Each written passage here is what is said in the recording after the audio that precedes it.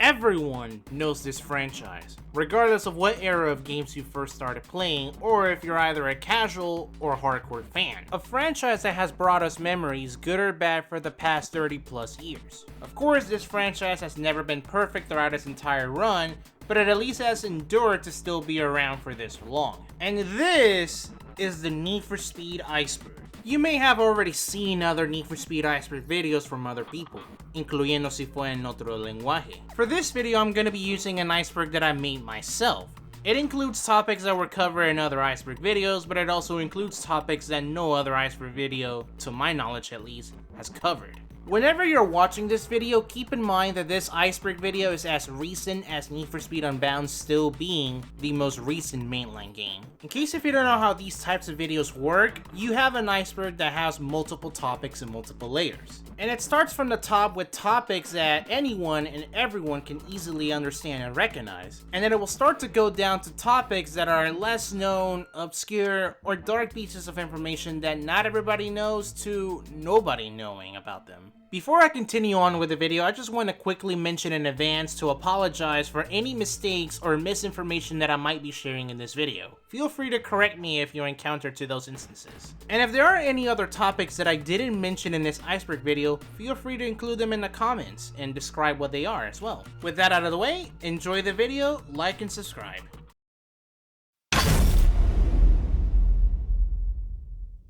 EA Blackbox, formerly known as Blackbox Games and eventually known as Quicklime Games, was a gaming developer studio based in Burnaby, British Columbia, Canada, founded in 1998 by former employees of Radical Entertainment. They were an independent studio since their inception up until in 2002, when Electronic Arts bought out the studio to be part of their EA umbrella, eventually being known as EA Blackbox at the time. The studio was known for making various games, both before and after EA's acquisition, that include a NASCAR game, NHL games, the Skate series, and of course, Need for Speed. And whenever you think of Need for Speed, you might be thinking of the games that were released in the 2000s. Blackbox was responsible for majority of those games that came out at that time. Between 2002 to 2011, they have developed a total of 9 games, with one of them being an MMO and another one only being made for the PlayStation 2. Aside from changing the studio's name to Quicklime Games in 2012, multiple layoffs and restructuring within Electronic Arts were happening during this time between the late 2000s to early 2010s. And in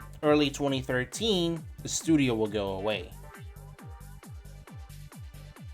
Based out of Guildford, England, Criterion Games is a game studio that was founded in January of 1996 as a division of Criterion Software that was owned by Canon, and it eventually was bought out by Electronic Arts in 2004. Criterion has made multiple games before EA's acquisition, but they are mainly known for 2 things: Renderware and the Burnout series. Currently, they are the lead developer studio of the Need for Speed franchise, and they are the only studio to have more than one turn of making Need for Speed games, even if the studio is not the same as it used to be. So far, they have developed a total of 3 Need for Speed games on their own, with one of them getting a remaster in 2020. They were appointed as the main developer in 2012, only to be replaced by EA Gothenburg the following year, also known as Ghost Games. And around this time, the studio was getting downsized in staff, and eventually turned to a support studio or a software studio throughout most of the 2010s, only to be brought back in 2020. And also getting tasked to develop Battlefield along with other developer studios, which pretty much Criterion's return to the Need for Speed franchise hasn't been consistent, especially during the development of Unbound and its post-launch content that another studio within Criterion had to be created, Team Kaizen. And this is the team that carried on Unbound's life cycle up until 2024. Ghost Games, also known as EA Gothenburg, is a game studio that was founded in 2011 based out of Gothenburg, Sweden. This studio was appointed as the main developer for the Need for Speed franchise from 2013 up until 2019. As a studio, they have developed 4 games, 3 of them on their own, and 1 of them having the assistance of Criterion. The studio consisted of former employees from multiple developers, including Criterion Games after Rivals was released. It also had 2 other locations outside of Gothenburg, Sweden, only to be downsized in 2020 and to be turned into a software support studio. Whenever you think of Need for Speed in general, you might be thinking of multiple games or one game in particular, whether if it's from the classic era, the black box era, or even from the modern era. But out of all of the games, and it might depend on your opinion as well, most one it stands out the most. With around 16 million copies sold, being released in multiple platforms in 2005, including as a launch title for the Xbox 360, and regarded as one of the best Need for Speed games, and to some people, the best Need for Speed game of all time. Even if it is milked to death and overrated by today's standards because of the community, it will still hold superior than recent releases of the franchise, even in some aspects, and to this day it still holds a lot of nostalgia for a lot of people that played it back in the day as well. Majority of the Need for Speed catalog is backwards compatible with various consoles. Every PS1 release is backwards compatible with the PS2 and 3. Select PS3 models can play PlayStation 2 releases. And every game that was released on the PS4 can be played on the PS5. Keep in mind that some games will have issues when playing them on the PS5. Even the PS Vita is capable of playing Need for Speed games that were released on the PSP. Underground 2 is the only Need for Speed game from the original Xbox catalog that can be played on the Xbox 360, with an official Microsoft hard drive. And every game that was released on the Xbox One can be played on Series XS consoles. On the Nintendo side, every game that was released on the GameCube can be played on the Wii, and Wii games can be played on the Wii U. Not to mention that DS games can be played on the 3DS as well. Customization has always had a major presence in Need for Speed since Underground 1. Not every game before and after Underground 1 has given you the freedom to customize cars the way you want them. Depending on the game, it could either be very restrictive and limited to non-existent on the game itself, and at times depending on the car. Need for Speed wasn't the first franchise to let you customize cars, or at least to the extent to what they eventually did with Underground 1. But since that game, they were the first to revolutionize the way that we have customization features in racing games that other franchises would soon follow. From the ability to upgrading your car's performance to making your car visually appealing to the way that you want, both in body parts and in paint and vinyls, this is one of the few reasons why Need for Speed was and still is popular to some extent. Founded in 2008, Speed Hunters is an international collective of photographers, writers, and drivers with a shared passion for uncovering the world's most exciting car culture stories. In other words, this is a website that is owned by Electronic Arts where blogs are posted of what's going on with the car culture scene around the world. And there are blogs for pretty much anything of what you're into, whether you're into tuner cars, classic cars, muscle cars, supercars, off-road, drifting. Heck, there's even some blog articles for Need for Speed. And even had a presence in Need for Speed Heat as a title sponsor for the game's Showdown, along with their logo appearing in some way, shape, or form in some Need for Speed games since Undercover. I should also mention this that as of 2025, the entirety of Speed Hunters appears to be defunct. There hasn't been a new article on the website since April 8th of 2025. And over the years, the people that started this project have moved on to other things, along with EA not funding the project as much as they used to and even shelving Need for Speed to the foreseeable future. For a small project for a massive company like Electronic Arts, this has had a good run.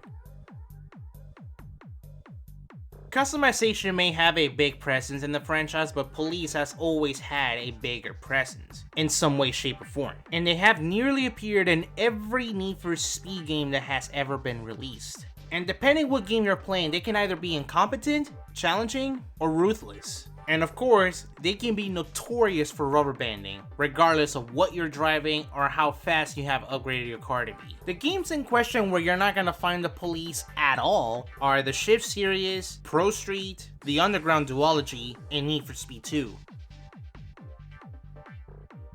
Not every game in this franchise has always been fondly remembered or liked by everybody. Some of the games are hits, others are misses. But over the years, the community has made mods to improve the experience of those games, mainly from the 2000s to today. And there are mods for pretty much anything that you can think of, like texture packs, mods that improve the gameplay experience like Unite, or even meme mods that you can go around and play with, like any of the 2 Pepega mods. There's even other things that you can mod in, like maps from certain Need for Speed games to other Need for Speed games or other racing games that support modding, and even cars that were never featured in the game, regardless of whenever that car was ever produced. Anything can and is possible to make or have in nearly every Need for Speed game, or if not, all of them, as long as you have a PC.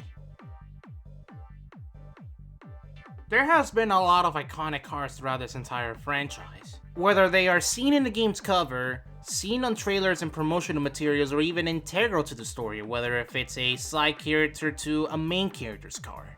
Cars that can make somebody into a car person, instantly recognize the game that you have fond memories with, or even make that as your dream car, or one of your dream cars. Some notable examples include the Diablo SV from Need for Speed 3, the Zonda Cinque from Hot Pursuit 2010, Eddie's Skyline, Rachel's 350Z, and of course, the M3 GTR. And even other cars like Ryan Cooper's 240SX, the Shelby GT500 from Need for Speed The Run, Joe's Polestar 1 and Heat, and even more recently with A$AP Rocky's 190E.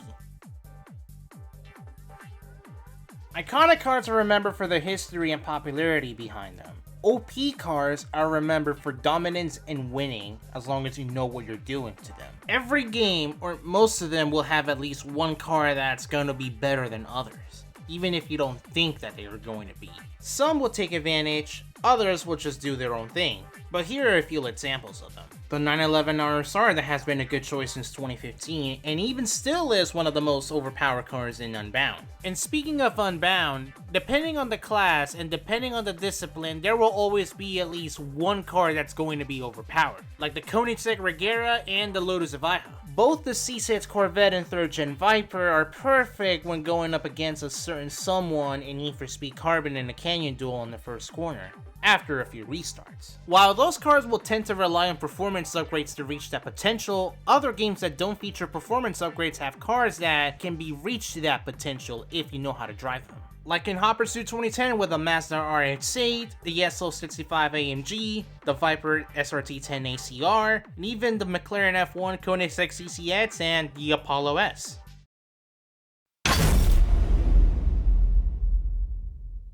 What this shutdown was, this was back in 2021 when EA delisted and shut down the online servers for 5 Need for Speed games. The games being Need for Speed Carbon, Undercover, Shift 1, Shift 2 Unleashed, and The Run. This all started sometime between late May to early June when EA delisted the 5 games I mentioned from online stores, including their DLCs. Mainly for licensing reasons for the cars that are in the game, and also for server costs.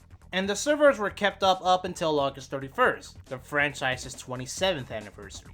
After that date, it will no longer be possible to play online multiplayer and have certain features that some games had that required an online connection. That also includes unlockables and other things that need to be unlocked through online multiplayer, like certain cars in certain games. If you're on PC, there's a chance that someone is trying or has already made a mod to bring the online servers up again for those games. Or at the very least, they have either brought some or all of those items that are locked behind online multiplayer to be used in offline. And it also includes their downloadable content, if they had any, or received all of them on PC. But officially, these games are gone and can no longer be played online anymore. But at least they can still be played offline. And as it stands as of 2025, Need for Speed Carbon has had its online servers ran the longest, for nearly 15 years. Exactly 14 years and 10 months. But there might be a chance that Most Wanted 2012 could surpass that lifespan. Because as of 2025, Most Wanted 2012 is the oldest active Need for Speed game that still has its official servers up. And as long as no announcement is made or the servers do not get shut down before August 30th, 2027, Most Wanted 2012 will likely surpass the lifespan of Need for Speed Carbon's servers. And out of the 5 games that shut down in 2021, Shift 2 Unleashed is the only one that will have a thank you for playing message if you were to try to reconnect to the servers. Slightly Mad Studios was a game developer studio founded in January 2009 based out of the UK, specifically London, England. This is the successor studio to Blimey Games that was founded in May 2005 and went defunct around the same time Slightly Mad Studios was created.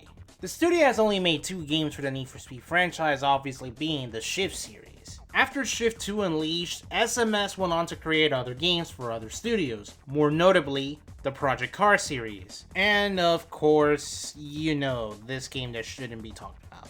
As for the studio's demise, they got bought out by Codemasters in 2019, and then eventually in 2021, Codemasters got bought out by no other than Electronic Arts. Also knowing that Ian Bell, the founder of Slightly Mad Studios, has bad blood with EA, especially after they killed off the Project Cars series. So as it stands, Slightly Mad Studios doesn't exist anymore. But as of 2024, Ian Bell made a new studio under the name Straight 4 Studios. This topic consists of content creators that are known for making Need for Speed content, or are known for making Need for Speed content on top of other racing games or other content that they're known for, mainly on YouTube. I'm not going to mention every content creator ever, but I'm going to mention notable ones that you may recognize or you probably never heard of before. Doesn't matter if they are big players, on the rise, or just starting out. It could even include people that are not really active on the platform or even not at all anymore. Times change, people come and go, but this list includes Black Panther, Crown, Guru HS, Dovey7, The Boss Gaming, Mattis Creation, Addiction in Gaming, I Suck at Driving, Ragey, Super Type 1, Kevin Nova MST, AR12 Gaming, Slap Train, Speedy Heart, Oopsie Squad, Militia Gaming Community, Blue Tag, Craptastic Jack, NFS Beast, 379 Felipe, Zombie Head 3000, Ultraviolet, Sniboiza, Rev Ghost, Color Ship Productions, Straight Up Hippo, Racer Snake, Shadowski, Dustin Eden, Casey, BK4, 3 Laps, Cyber Nahir, and yours truly. Subscribe.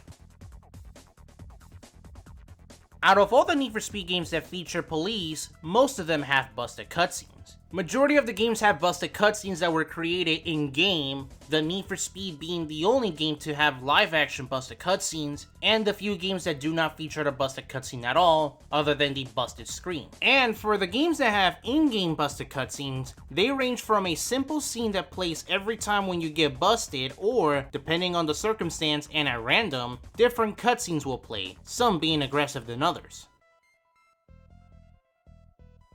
Nearly every Need for Speed release from Underground 2 to Most Wanted 2012 has had a mobile port, more notably on devices that run on Java, iOS, and Android. Most Wanted 2012 will become the final mainline game to have a mobile port. After this, from 2015 onwards, there has been multiple exclusive releases that were meant for mobile devices. The most recognizable of these is Need for Speed No Limits. Counterintuitive to the game's title, this isn't the first Need for Speed game that you can download for free, but it is the first Need for Speed game on mobile that is free compared to the previous ports of the past where you had to purchase them to own them. And as of 2025, this is the most supported Need for Speed game in terms of content updates ever since its release in September of 2015. Another entry that is more recent is Need for Speed Mobile. This is a multiplayer open world game that was released in China and Taiwan, and also had rumors that it was going to be released in the fall of 2024, which as of 2025, it hasn't happened. And to summarize more recent updates that have released for the game, let's just say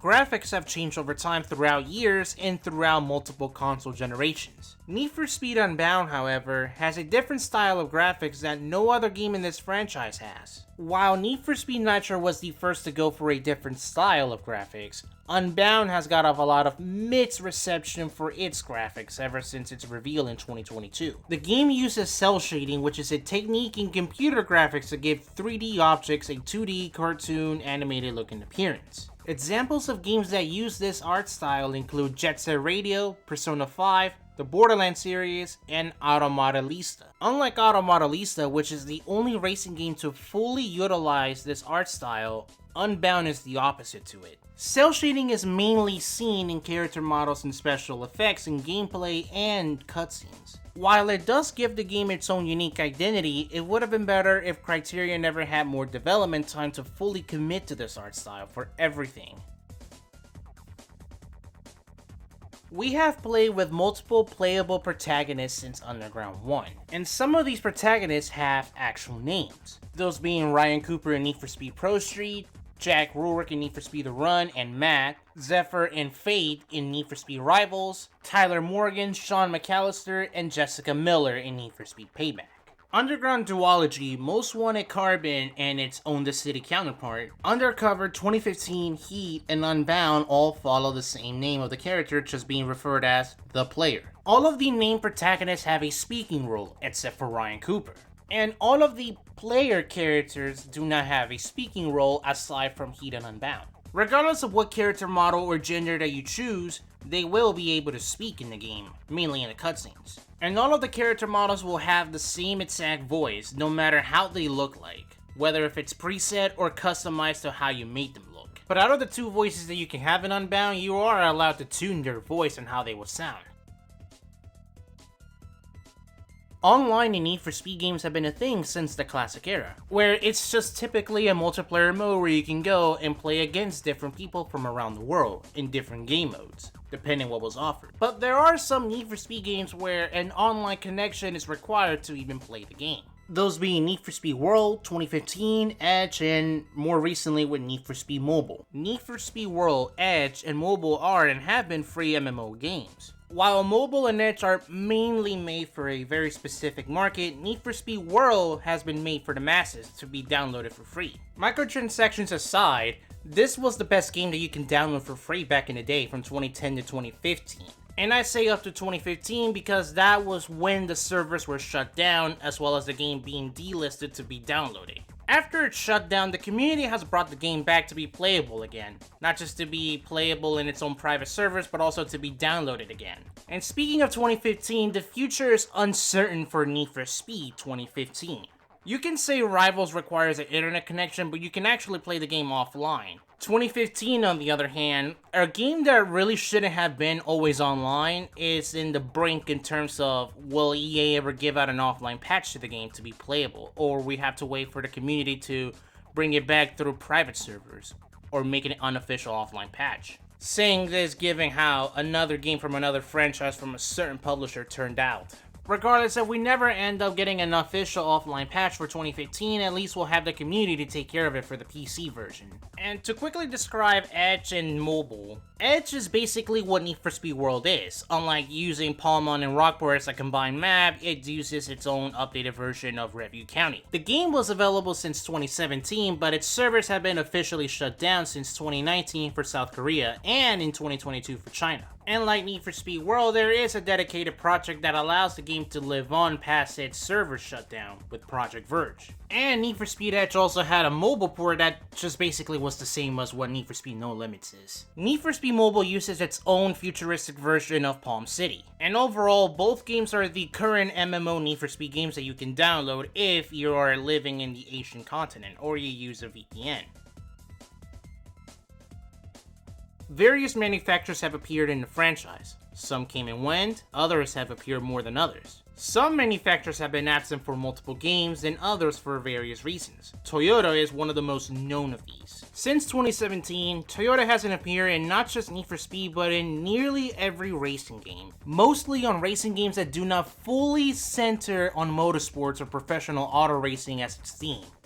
Mostly. Over time, they have started to appear again in other racing games as DLC or in the base game, regardless if they are centered in motorsports or not. They, however, do not want to appear in Need for Speed because of police interference, and their ideal of not wanting to be in games that promote illegal street racing, even if they had in the past with both or either with Toyota and Lexus. Toyota may be hard nowadays for EA to get, but one day they may come back as DLC or in the base game, or at least anytime soon.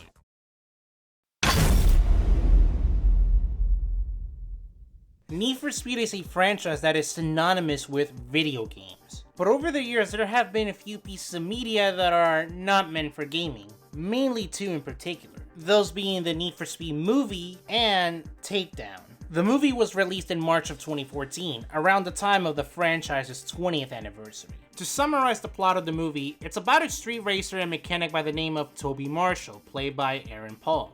That same Aaron Paul. Toby is framed for a murder that he didn't commit during a street race by a wealthy business associate, Dino Brewster, played by Dominic Cooper. He spends 2 years in prison, and after he gets released, revenge is on his mind to go cross-country to compete in a race called De Leon. Takedown is a short mini-series that is a collaborative effort between Need for Speed and Nissan to promote the Nissan 370Z. It consists of 6 episodes that is sort of connected to the plot of Need for Speed Undercover. To summarize the plot of the series, it revolves around a young lawyer named Jessica that gets a voice message from Hector. During the message, Hector gets captured by the Chinese Triad, also known as the cartel in the series. And it is up to Jessica to find out where Hector is and save him. There has also been times where Need for Speed games are also shown on TV and or movies like Need for Speed Pro Street in the Need for Speed movie and Underground 2 in Pimp My Ride. Specifically the episode where they pimped out a 1989 240SX.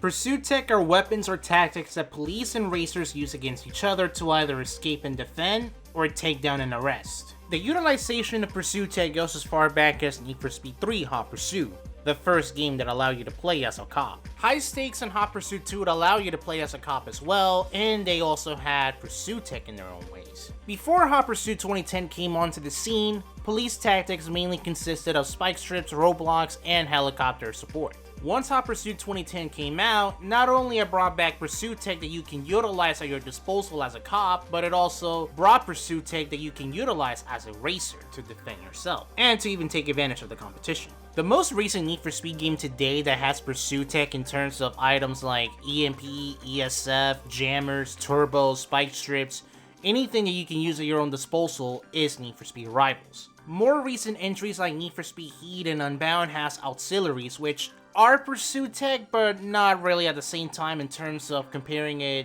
to what Hot Pursuit and Rivals had. However, for Need for Speed Unbound, with its Volume 8 update, it reintroduced pursuit tech into the game, albeit with just 3 weapons and only the police are allowed to use it, but only for online multiplayer. And it got expanded again in the lockdown mode for Volume 9. No new weapons were introduced in this update as it uses the same ones from Volume 8, but racers are now allowed to use them. Unlike in Volume 8 where you have to unlock all of the pursuit tech weapons and it lets you choose which ones you want to use, you have to find them throughout the map of Lakeshore and pick them up yourself during your lockdown session, whether if it's in free roam, inside of a lockup, or during a race event.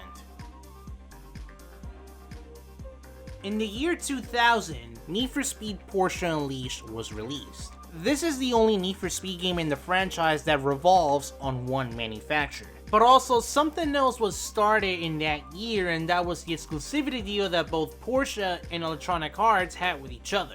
If you ever wonder why racing games outside of Need for Speed from the 2000s to the mid-2010s never featured Porsche, it was because of this exclusive license. To summarize it, basically EA and Porsche made a deal together where EA will be the only publishing studio to feature Porsche in their games and no one else. And every game that was released between 2000 and 2016 has featured at least a Porsche in the game, outside of the Underground Duology and Underground Rivals. And of course, there have been games like Forza Motorsport and Horizon that feature Porsche, but this is Microsoft that we're talking about. They had deeper pockets than anyone else that they could make an agreement with EA to have Porsche in their games, even if it will cost a lot of money to get them as downloadable content.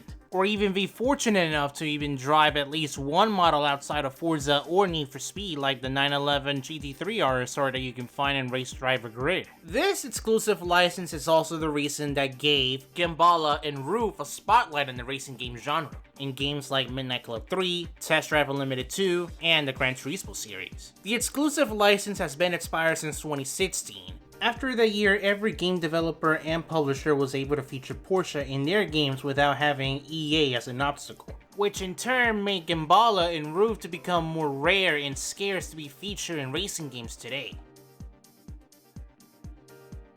Ever since downloadable content became the norm in order to get extra content for games, Need for Speed as a franchise has received several DLC expansions that were either given away for free or had to be paid for.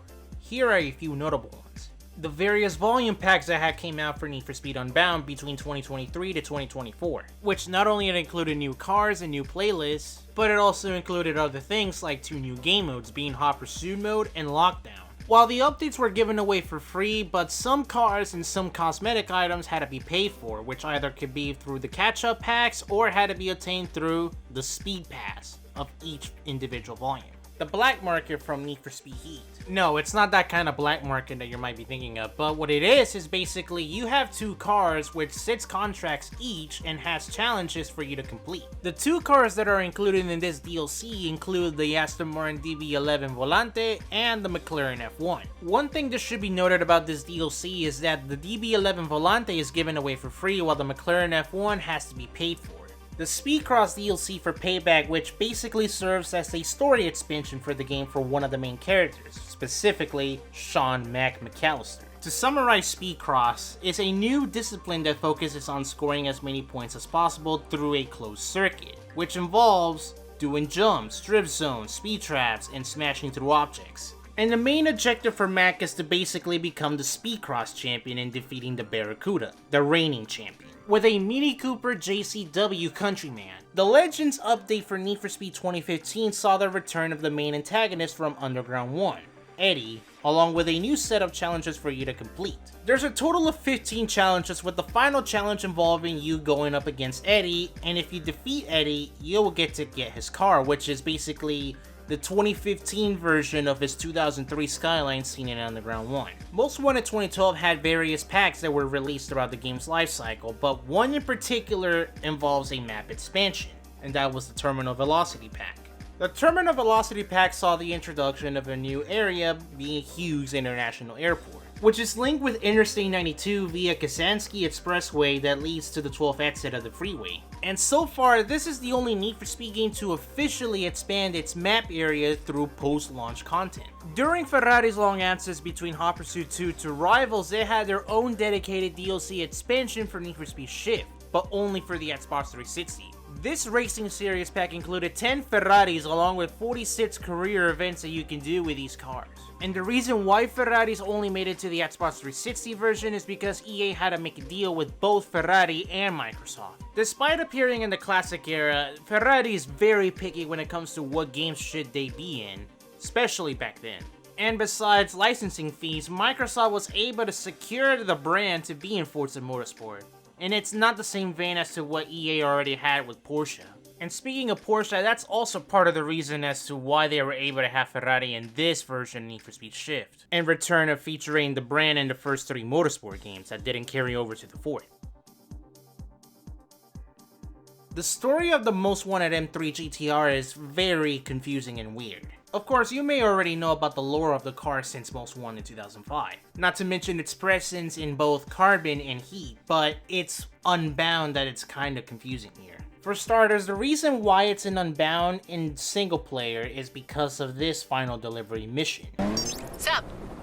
Wanna do one more before the race? One more for the road, huh? Why not? So we liberating another car from Alec's collection? No, not this time. Just got a weird call. Not a good start. From someone calling themselves the Blacklist. Sounds ominous. Wants us to pick up an M3 GTR. He said be prepared for lots of heat. When isn't there? Draw me the pin. I'll head there now. You got it. Of course, you can also say the mission was nostalgia bait or as a callback to the Most Wanted Carbon duology. Even if the car isn't as exactly as it was seen in Most Wanted and Heat, it's still unknown as to why is it in Lakeshore and Edgewater specifically, and who's asking for the car. And for the person that's wanting the M3, some people speculate that it's either Razor or the player. Hey, nice work. The client's really happy we got that car for them. Maybe because I've done a lot of these, but, you know, I got a weird sense I'd done this in a past life or something. I found out some background on this one. Oh, yeah? Some guy just got released from jail, and the first thing he wanted was this car. Well, he's got it now. Hopefully that's the last we hear from him. He sounded like he meant business. I feel like we're living on the razor's edge with some of these collections. That one felt a little too dangerous, even for us. To this I say, for Razor, why does he want the car back after nearly spending 20 years in prison when he doesn't even own the car to begin with? And for the player, isn't he tired running from the law? Why does he want the car back? And bringing up Volume 9, since it's not fully canon because it's no direct link between online and single player, in the off chance that you actually get to find the M3 in one of the lockups, Racer X says quotes like, "This ain't no pump gas kit car. You treat her with respect. Been looking for this one for a long time. Make sure you ride the wheels off it. Do not lose her again. And you better get her out. One of your rivals has just picked up something that belongs to me. My ride. A rival just picked it up. I need it. There's a ride I'd kill to find.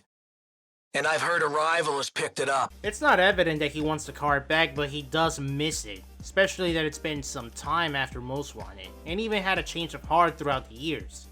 Especially after sabotaging it. And keep in mind, these voice lines, along with others, will only play whenever you or another player gets into Racer's Custom M3, which is the only car in the game to have cosmetic damage as is. And a cool Easter egg about this specific M3, it also features the beta livery of the car on its right side.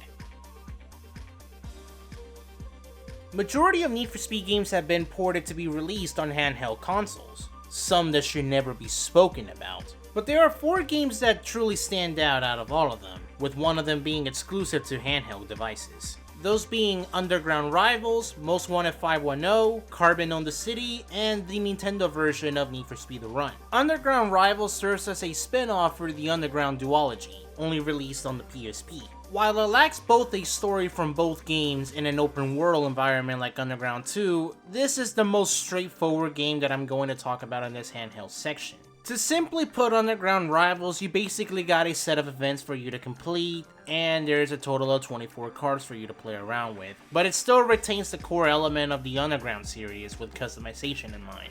Most Wanted 510 or Most Wanted 510 is the port of Most Wanted 2005 for the PSP. This handheld port of Most Wanted is completely different from the GBA and especially the DS version of Most Wanted. While this version doesn't look on par to Blackbox's version of Most Wanted, but it does retain the same blacklist as seen in that version, even if some opponents have different cars, some of which are very questionable. Carbon on the City is a completely different version from the Carbon that we know. This version is considered a spin-off as it has a completely different plot from the main version of Carbon that serves as the sequel to Most Wanted. To summarize the plot of Own the City, you're basically trying to figure out a murder mystery on who killed the player's brother, which, spoiler alert, it was you, the player. Now, the reason why I call this the Nintendo version of Need for Speed The Run is because both the 3DS and Wii have this same exact version, even though this version was meant for the 3DS. While they are the same version and they follow the same story, but they are played a bit differently. For starters, there are QuickTime events on the 3DS that are not seen on the Wii version, and the cutscenes are done differently.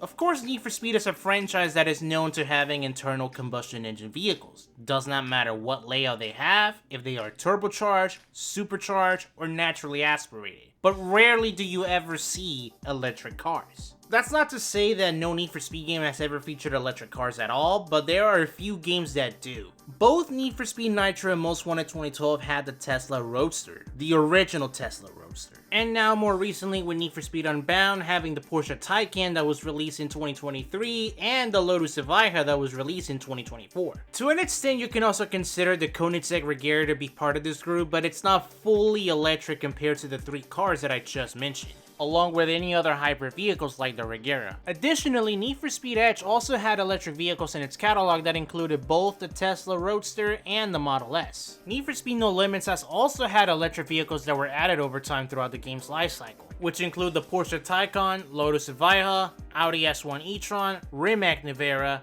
Mercedes EQS 580, Lotus Emeya, the DeLorean Alpha 5, and the Automobili Periferina Battista. Need for Speed Mobile also includes electric vehicles, some that were added over time through updates. Besides the Evija, Emeya, and Taycan that are included in other games, there's other electric vehicles that not even Need for Speed No Limits has had, and most of these are from China.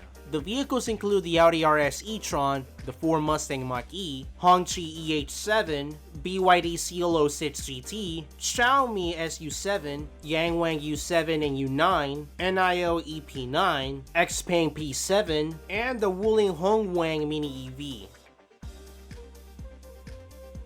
Having a story in a Need for Speed game became the norm since Underground 1, and almost every game since has had one. And we also got to meet a lot of characters along the way, some antagonists, some protagonists. and even some side characters as well. And some of those characters have cameos and mentions in other Need for Speed games that they were heard and seen outside of the games that they were present originally. I'm not going to show all of them, but here are a few examples of some of those characters. And quick side note, take these characters' cameos and mentions as just Easter eggs, because not all of these do confirm that Need for Speed games are connected to each other. And these are a bit different from full-on roles, big or small, that what Eddie and Melissa had in Need for Speed 2015, for example, or what Razor had in Need for Speed No Limits and Unbound. Dispatch, I got a guy resisting arrest here. He's in the backseat of my cruiser. He's not talking, and he refuses to take off his racing helmet. Got his ID here. Surname Cooper, first name Ryan. You run a check for priors? I don't know, something not right about this guy. You're good. Yeah, good enough to beat the king. Nobody beats the king. What about that guy? Ryan, I think. That was years ago. Nobody's done it since. Then let me have a shot, Your Highness. Soon. First, we hit the observatory. Oh, thanks for the donation, Wolf TFK. $5 more and I'll sing any song the chat wants. Who's gonna get me there? How can you concentrate on racing and live streaming at the same time? I didn't do nothing, officer! Shut up! Hey! What the hell do you think you're doing? The house wants us to turn up the heat on Silver 6. If you're not happy, you're damn right I'm not happy. To hell with this. I'm going back to Rockport. Much like electric cars, Need for Speed is also a franchise that isn't known for having motorcycles. And it wasn't until the franchise's 30th anniversary that we were able to officially get a motorcycle with the BMW S1000RR. A motorcycle that was also seen in pre-rendered cutscenes in Need for Speed Heat as Eva Torres' vehicle. While it's possible to bring back the 1000RR through modding in Need for Speed Heat, so far Unbound is the only Need for Speed game to not only have the BMW, but have any motorcycle whatsoever, officially from the mainline series. Though, you can own the motorcycle, at least permanently. I'd say that because whenever the S1000 spawns during lockdown mode in Unbound, and manage to extract it in time into the truck, you're able to keep the motorcycle but only for an in real life day. And they never made it possible for you to purchase the motorcycle. So outside of mods, there's no way for you to keep the motorcycle permanently. But there are multiple playlists in multiplayer that you can race against your friends or with randoms with the S1000. There is also a motorcycle that can be seen in the original Need for Speed released in 1994 for the 3DO. And it was a scooter motorcycle that you don't get to play as, but you get to race against it. But it was only available as a hidden opponent that can be possible to get through a cheat code. Need for Speed Mobile also did get motorcycles, and unlike Unbound, you can actually keep these two in your collection. Those being the BMW R1200 GS and the Ducati Street Fighter V4S. Ever since with Need for Speed Heat, you have been given the freedom to customize your playable character on how you want them to look, specifically with their clothing, like adding hats, glasses, jackets, shirts, shorts, pants, and shoes. And you get various choices of clothing brands like Adidas, Puma, Versace, Palace, Fila, Champion, and Vans. When it comes to racing games, there are three major types that are well known: arcade, simcade, and simulation. With Need for Speed being a mostly arcade franchise, there have been a few games that have been released as arcade machines. The first game to get an arcade cabinet was Need for Speed Hot Pursuit 2 under the name Need for Speed Arcade in September of 2003 and Need for Speed GT in March of 2004. The game itself is based out of EA Seattle's version of Hot Pursuit 2 with only a few tracks and a few cars to choose from. The original release only had normal race mode, meaning no other game modes from the original Hot Pursuit 2 were present. That also includes the police. But a 4-Crown Victoria did appear in the Need for Speed GT release, along with 3 other cars and a new game mode that you can do, which is basically a time trial. Underground 1 became the second Need for Speed game to get an arcade cabinet release in March of 2005. The game features a career mode with 3 different types of races: circuit, drag, and drift. Drift was later added into a software update later on in the cabinet's lifecycle. Career mode here consists of 81 events as opposed to the 112 that is seen in the original game. And if you were to complete it, you'll just simply get a congratulations message that you completed career mode and have your vehicle to be tuned to level 3 performance. You don't really get end credits or a final cutscene like you do in the original game. Not possible to do today, but there used to be a tournament mode where people competed against each other with prize money on the line. 6 cars are known to be playable in the game, but it still features 15 of them in total, all of them with preset customization. And one thing that I should mention about the UI of this version of Underground, it has spawned from Hot Pursuit 2, specifically the PS2 version. Need for Speed Carbon was also released as an arcade cabinet on June 2008. Unlike Underground 1 and Hot Pursuit 2 GT, Carbon has a bigger car roster with more options to choose from, ranging from tuners, muscles, and exotics, and even a police cruiser. And there's a total of 8 events for you to do, 7 of them being circuit races with 1 of them being a drifting event. And like Underground 1's arcade version, there is also a career mode for Carbon, with 120 events that also include boss battles. And Need for Speed Heat is the most recent game in the franchise to get an arcade release, called Need for Speed Heat Takedown in 2023. Unlike the 3 cabinets that I already mentioned that were made and distributed by Global VR, Heat Takedown was made and distributed by Adrenaline Amusements. The game only has 5 events for you to play that are all structured into a tournament, all of them set at nighttime and are randomized every single time you play. The game has 5 cars for you to pick along with preset customization in each of them, which is mostly the color. Pursuit Breakers are a feature that can be found in any Need for Speed game made by Blackbots from Most Wanted to World. What they do is, when you drive onto them, a structure or an object will either fall down or break down that will give you some breathing room when it comes to a pursuit by disabling any units that are after you, or even get the attention of the police if you want to start a pursuit, which is why you can also break them during free roam and not just in pursuits. And you can also break them in whatever event that you're doing if you're near one.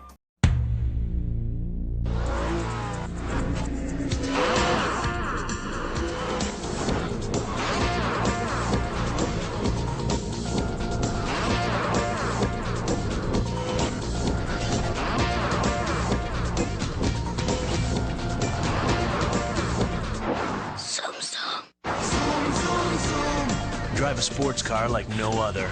The all-new Mazda RX-8.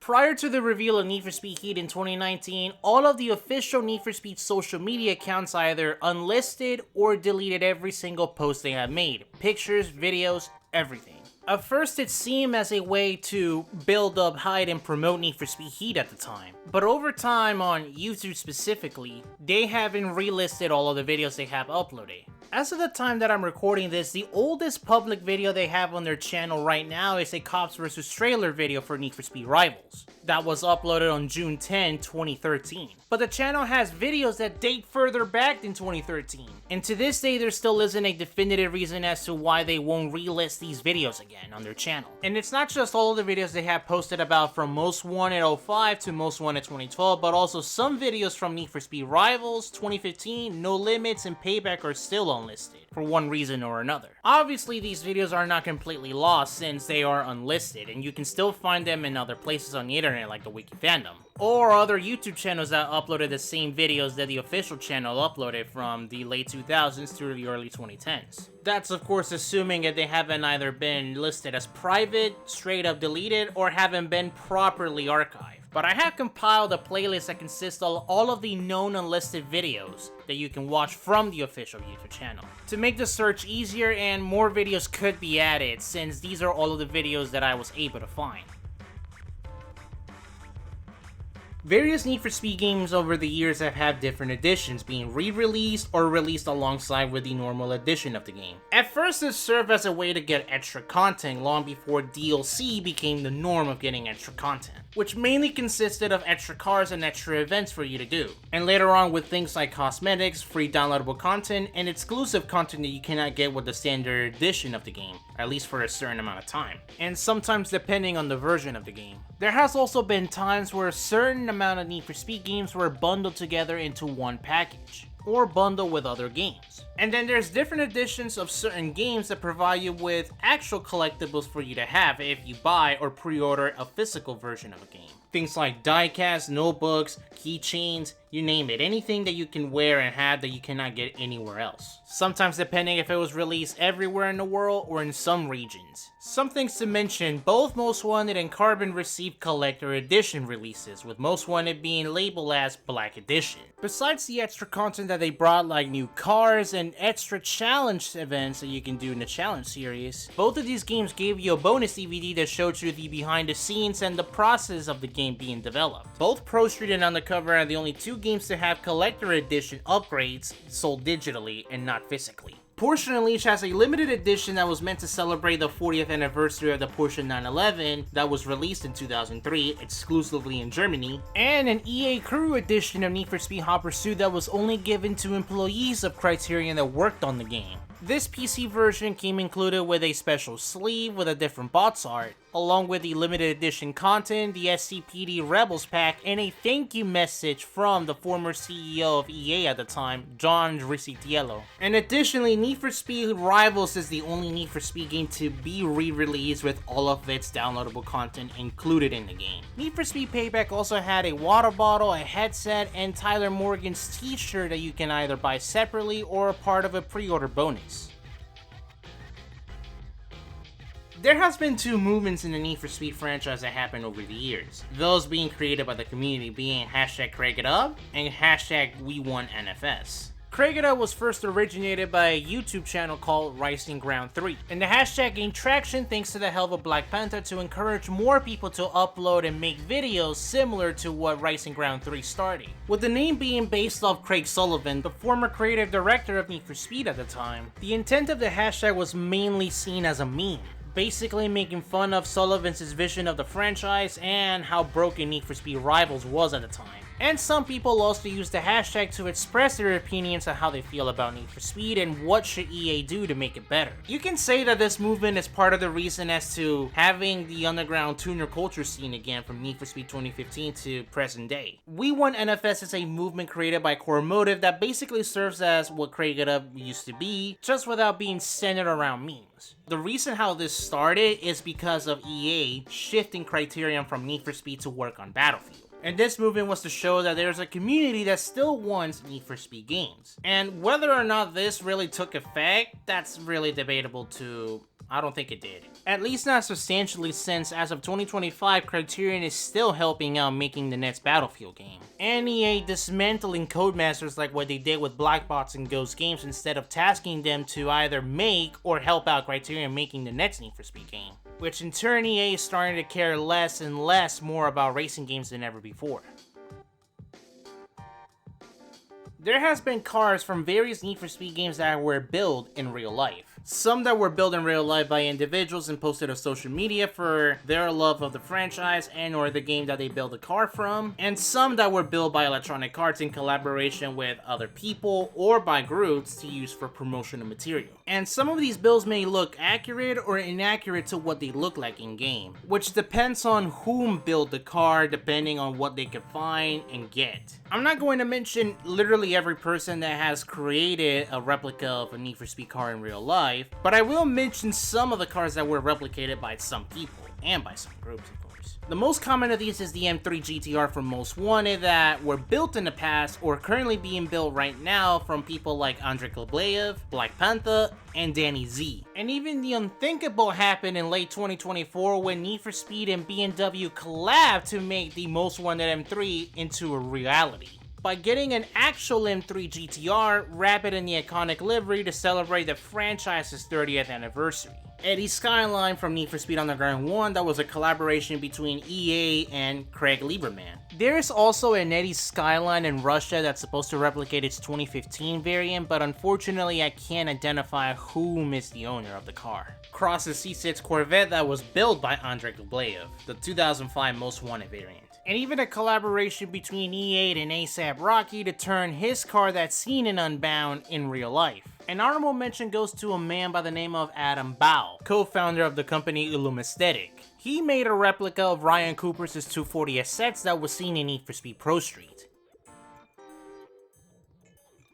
Abandoned cars were a feature of a mode that was seen in Need for Speed Payback that lasted from December 19, 2017 to June 11, 2019. What this was basically where you will find an abandoned car at a certain location in Fortune Valley, and then you will collect that car, survive a police chase and take it to Raz Garage, and then you get to keep the car. It first started out with cars like the Mazda RX-7, Volvo Amazon P130 and 242DL, Plymouth Barracuda, BMW M3 E30, and the Nissan Skyline 2000 GTR. Cars that were meant to be in the game since day one, but were later added in a December 2017 update as they were not ready to be included, but later they were purchasable in game. Eventually we will get cars that were themed for a holiday season, all of the boss's cars that you encounter within the main campaign, the most wanted M3 which is just an E46 with delivery, Rachel's 350Z from Underground 2 which is basically the same thing as what the E46 is, and the most rare one of them all, a 4 Crown Victoria, the same police car that you see in the game. Unlike the first 5 cars that I mentioned earlier, none of these cars here cannot be obtained in-game under normal circumstances after the abandoned car cycle ended in 2019. You can still replicate these cars, but the Crown Victoria, you will need some modding to do on the PC version to get it. There are various Easter eggs that can be found in some Need for Speed games, and I'm only going to mention a few of them. When in free roam in Need for Speed Undercover, there's a chance that you might hear a police chatter audio mentioning the city from Skate 1, Skate It, and Skate 2, San Vanellope. Yeah, dispatch, I just found a guy in the middle of the street, totally unconscious. Looks like he fell off his skateboard, but he's way too old to be on one of those things. ID says he's from New San Vanellope. There's a UFO in Need for Speed Payback. Nothing really happens once you find it, it's just there in the middle of the desert, given that Payback takes place in Fortune Valley, based off Las Vegas and parts of Nevada, and Aliens, Area 51 and all that stuff. 3 war pipes can be found in the Wii U version of Most Wanted 2012. All of these center as a Mario Easter egg where you'll find 3 pipes with 3 cars, 1 each, and you'll find a car themed after 3 Mario characters, Mario himself, Princess Peach, and Yoshi. Or Luigi, depending how you want to look at it. There is a wrecked car in Need for Speed Heat where if you go in photo mode and look closely to the front grille, you'll see the TFK logo. Of course, being an Easter egg to Wolf's TFK from Need for Speed Carbon. Speaking of a wrecked car, there will be plenty of wrecked cars all over the map that will have a Paradise City license plate, referencing Burnout Paradise. And one of the fair rides that you'll find in Mission Beach and Need for Speed Hot Pursuit, you'll notice that one of them has flying cars, and those cars are from Burnout Paradise. Those cars being the Hunter Cavalry and the Hunter Citizen. One of the more recent ones with Need for Speed Unbound is that if you drive a DMC DeLorean, of course being a Back to the Future reference, and maintain a top speed of 88 miles an hour, you'll eventually see fire trails coming out of your rear wheels. Alright, attention down there in the car show area. Everybody listen up. Important announcement. I've got a car, a little blue car now, I can't tell what it is. License plate NFS CARBN. The little blue car, you'll know it's you because it's got the crazy NFS CARBN license plate. They're parked right in front of the Super Promotions tent. Good deal.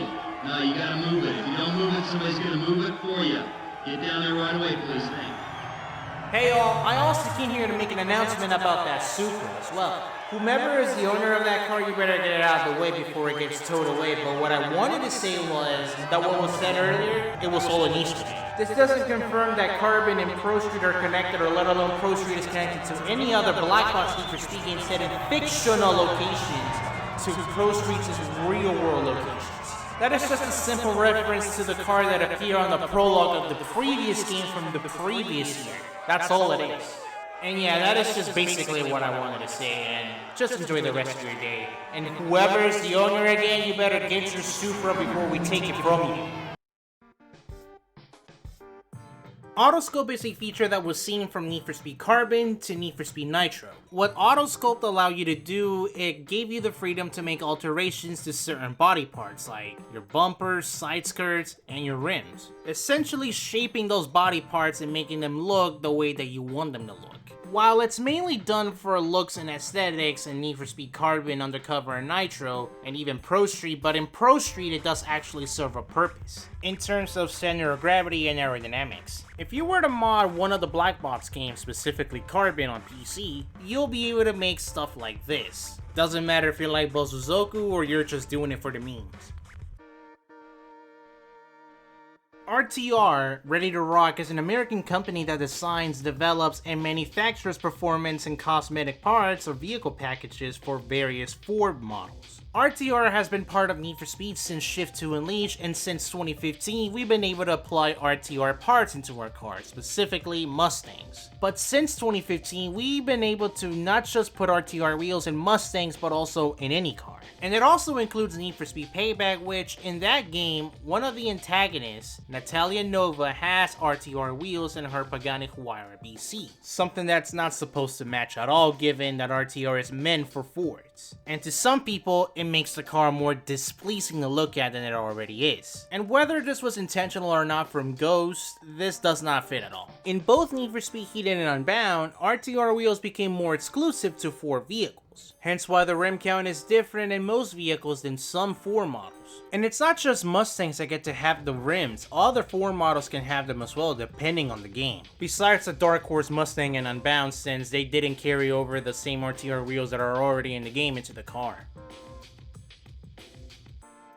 Having a cockpit view camera is one of the most expected things that is needed to be in a racing game. Need for Speed has this, but it hasn't been in every game. Every game in the classic era has had a cockpit view camera, on most cars at least. Hot Pursuit 2 also has a cockpit view camera, but it's only limited to 3 Ferraris, being the 360 Spider, the F50, and the 550 Barchetta that were only seen on 3 different events in the PS2 version. But the point of view did return in the Shift series, but after Shift 2 Unleashed, it never came back. With the exception of a VR version of Need for Speed No Limits that required a Google Daydream VR headset to play, Need for Speed Shift 2 Unleashed is still the last Need for Speed game to have a cockpit view camera. Now, there could be a few reasons as to why cockpit view was omitted for years. Some say that majority of the players are not going to be using cockpit view.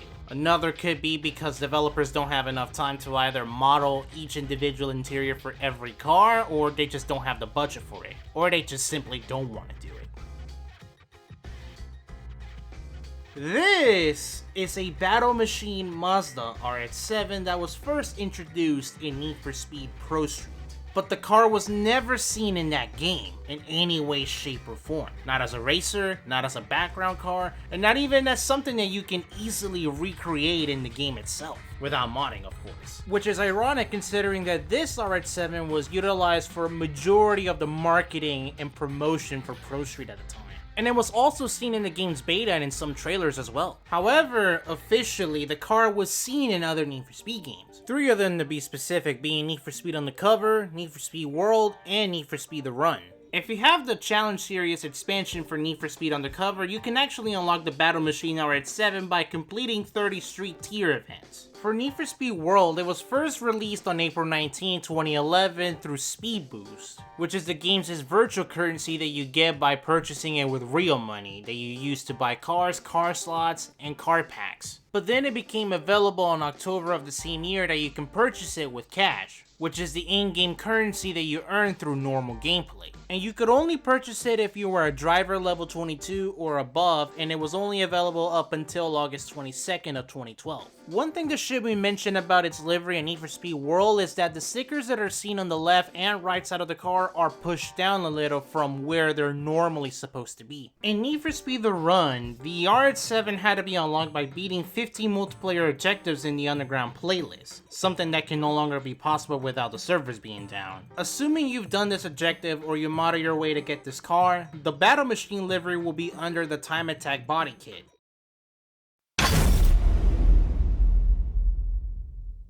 Need for Speed is a franchise that is known for having cars, real-life cars. But there are several games in the franchise that feature fictional vehicles, along with real-life vehicles. Like for example, the countless of traffic vehicles and police vehicles that we have seen in the franchise, but I am mainly talking about cars that we actually race with. Of course, those traffic vehicles and police vehicles can be raced with mods, but these are vehicles that you can actually unlock and or use them in particular events throughout the franchise, which include the Warrior PTO E/2, Bomber BFS, FZR2000, Tombstone, El Niño, La Niña, Phantom, and Titan. Both El Niño and La Niña have police variants that you can find them in Need for Speed 3 and High Stakes respectively. Depending on the game, from the Need for Speed to High Stakes, these cars have to be unlocked by doing a particular objective in the games. And some of these cars, particularly the cars that were featured in Need for Speed 2, were included in the special edition of the game.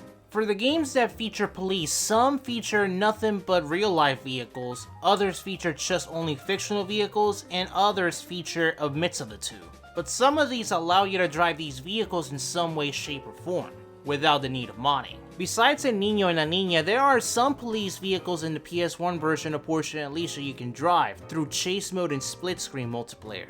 And then there is the police vehicles that were featured in Most Wanted 2005 and Carbon that you can drive them in some Challenge Series events, and even in online multiplayer for Carbon. And some of these police vehicles were actually obtainable through the reward cards in Carbon, which will allow you to play with those vehicles in quick race mode, just as long as the version that you're playing isn't bugged out that prevents you from unlocking them by doing the objectives that are needed. Other fictional vehicles that you can drive and have in Need for Speed Carbon include the fire truck and the dump truck, and the dump truck has its own event in the Challenge Series. Both of these vehicles each receive a DLC pack that you can download for free on the Xbox 360 version, which allow you to basically get them early without doing the objectives that you need to do on their reward cards. While not unlockable in Most Wanted, you can drive a pizza delivery car in one of the Challenge Series events. And that's one of the many traffic vehicles that you can officially drive in the Challenge Series in Most Wanted that also include a pickup truck, a minivan, a garbage truck, a taxicab, and a cement truck.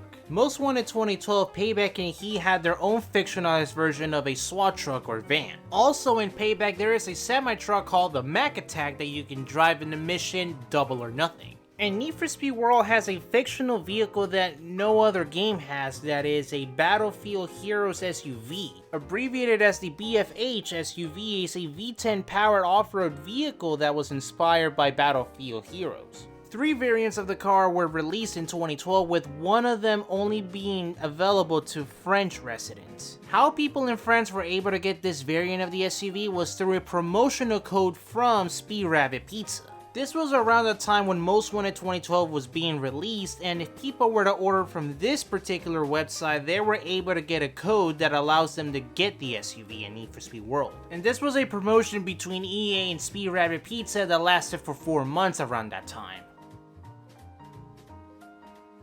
When customizing your character on Skate 3, you have the option to apply tattoos. But there are some Need for Speed logos that you may find familiar on the stylish section, which include Kenji's Bushido, Angie's 21st Street crew without the 21st Street font and text, the Blackheart's crew from Need for Speed Carbon, and the Spiral logo that you'll find on Ryan Cooper's 240 sets in Need for Speed Pro Street. And both the Blackhearts and Spiral logo have a different color scheme from what they were seen originally in those 2 games.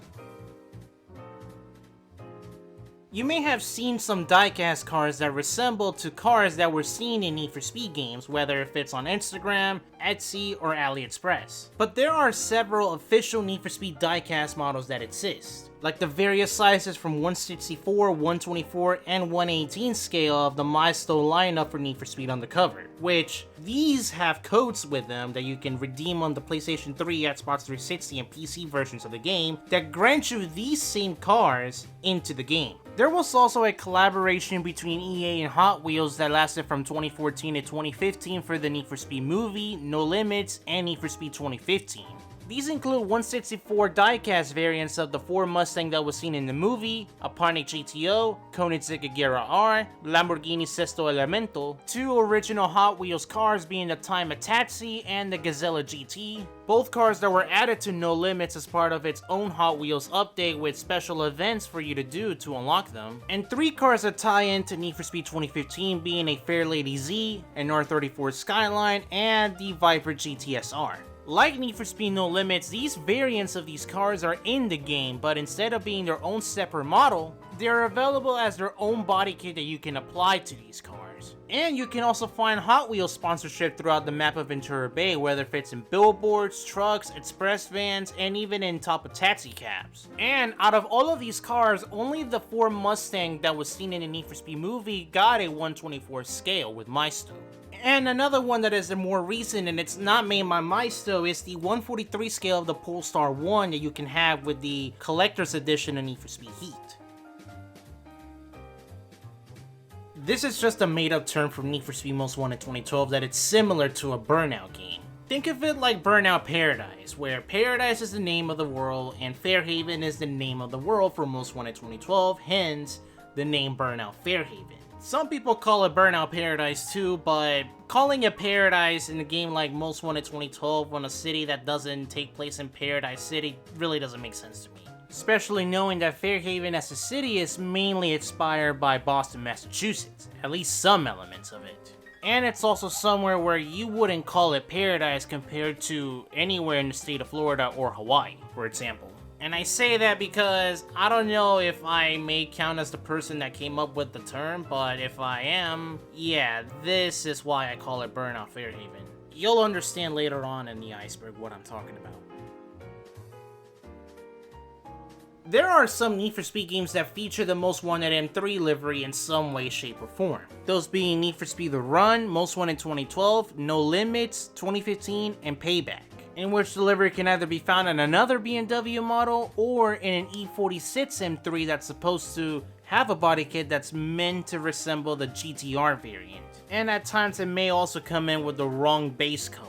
Or it could also appear in other games regardless if they're centered around racing or not, like GTA Online for example. But there's also two other Need for Speed games in particular from the Black Box era that also feature the M3 livery but in a different color scheme. Those being Pro Street and Undercover. And depending which of the two games you're playing, you're either going to find it in the background of a race day event or during a race event. Unlike the first few games that I mentioned where those cars can be obtained in some way, shape, or form, it's seen as an Easter egg in both Pro Street and Undercover since you can't get those two BMWs under normal circumstances as they are, unless if you manage to recreate them. Throughout the franchise, there has been games that reference cities that were featured in other games within the franchise, which could either be seen in objects like road signs or could be mentioned by a character during a cutscene or a line of dialogue during gameplay, all of course being Easter eggs. And it's not just the locations that we've been to in majority of the games from Underground 1 to Unbound, but it also includes some locations that were seen in the classic era. Check it out! It's the Big Daddy champ from up north! Nah, man, can't be. Looks more like a chump than a champ. Alright, that's it. It's done. Everybody is calling for a race between you and Razor. There's no stopping the hype. The thing is locked. There's more money on this than anybody's ever seen. People as far as Bayview are throwing cash down on this. Odds are in your favor. Take them out. Sit down! How you been? It's time to settle a little score from Rockport. You think? So you've been gone a while? You're out in Rockport, huh? Man, a lot has changed since you took off. There are tons of crews in this town. Everywhere, man. Crazy. Hey! What the hell do you think you're doing? The house wants us to turn up the heat on Silver 6. If you're not happy, you're damn right I'm not happy. To hell with this. I'm going back to Rockport. Get in! Next stop, Rockport! I'm just kidding. Those cops? Oh man, those cops are kitty cats compared to the RPD. Still, good work. This is bullshit, Anna. Yeah, I'm out. I'm going back to Ventura, and I'm taking Richie with me. But we're a crew. Not anymore. It's over. What?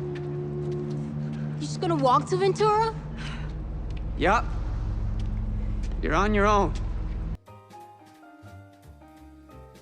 The Underground series had an emphasis when it came to magazine covers. Specifically with Underground 1, there is a total of 27 magazine covers that you can unlock. But out of those 27, one of those is notoriously known to be the most difficult to unlock, and that is Magazine 22. The requirement that is needed to get the magazine cover, according to the strategy guide of Underground 1, is to beat the preset best score in any drift event on hard skill level. As straightforward as this is stated, this objective is actually bugged in the original release of the game. Because instead of tracking players' score out of what you get in the entire event, the game is actually tracking best lap score out of whatever points you get on each lap, depending how many laps there are in the event. Like every other magazine cover in the game, you have to unlock it through Underground mode, Career mode, and it has to be done in hard difficulty and whatever drift event that you can do. But it can also be done in whatever drift event that you want in quick race mode, in whatever difficulty that you want, and then complete an event in career mode, doesn't matter what it is. All of this may seem convoluted and a lot of information to take in, but to put it simply, the objective is bugged, but there are ways for you to get around this and be able to get the magazine cover.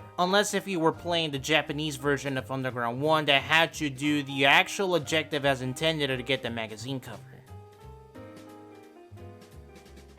Unlike the studios that I mentioned earlier like Black Box and Criterion, these studios aren't talked about as much or even remembered by a lot of people. Those being EA Seattle, EA Canada, and EA Montreal. EA Seattle was a game developer studio that was founded as Manley and Associates in 1982. It was later purchased by Electronic Arts to be part of their umbrella in 1996. The studio worked alongside with EA Canada to develop the PC port of nearly every Need for Speed game of the classic era, with one of them being ported over to consoles, mainly the GameCube and original Xbox. EA Canada, now known as EA Vancouver, is a Canadian video game developer studio located in Burnaby, British Columbia that was founded in 1983 as Distinctive Software. And unlike EA Seattle that was shut down in 2002, this studio is still around. And this studio is the one that started the franchise off with the Need for Speed. After that, they were mainly helping out and even sharing development with EA Seattle to develop the rest of the classic era games, until Need for Speed Porsche Unleashed, where they will solely develop the PC version. Black Box was also a subsidiary studio to EA Canada before they went independent within the Electronic Arts Company in 2005. And they even had a department called Team Fusion that was responsible for the PSP ports of several Need for Speed games. And after helping out with countless supports of various Need for Speed games, nowadays EA Vancouver specializes in sports titles. EA Montreal is a Canadian video game developer studio that was founded in March of 2004 in Montreal, Quebec. Unlike the other studios, this studio was owned and created by Electronic Arts. The studio is mainly known for the Army of Two series, but they have developed one Need for Speed game being Need for Speed Nitro. And as for the studio and how it's doing today, from what I could find, it says that it's still around despite the multiple layoffs that it had from 2013 to 15, and it may be possible that it could have been merged with Motive Studios, a studio that was founded in 2015. This is different from the various mobile games or ports that exist for the franchise. And this partake of mainly two apps, those being Overwatch and the Need for Speed Heat Studio app. No, it's not that kind of Overwatch, but Overwatch and Need for Speed is basically an app that you can download that is part of the Need for Speed network of Need for Speed rivals. To summarize the app, basically players can use it against other people or even help other people. And even use it as an external map that you can view where players are at all times, and even view where you are and even expect the unexpected of what other people can do to you. The abilities involve calling in a helicopter, calling in a roadblock, activating a jammer, adding or removing nitrous, damaging and repairing a vehicle, and adding and removing ammo, which is pursuit tech count. All of these are activated from a certain amount of fuel at a time from your fuel gauge. This app also was essential to unlock two cars, which are no longer possible to do today without the use of modding, of course. The app/service was made available on November 19th, 2013 for PC and iOS devices, which also replaced the Autolog app that was already on iOS. Later on, it was made available for Android devices on January 18, 2014, and it was later shut down and delisted on all devices on March 15, 2018. The Heat Studio app was an external app that you can utilize and customize various cars for Need for Speed Heat.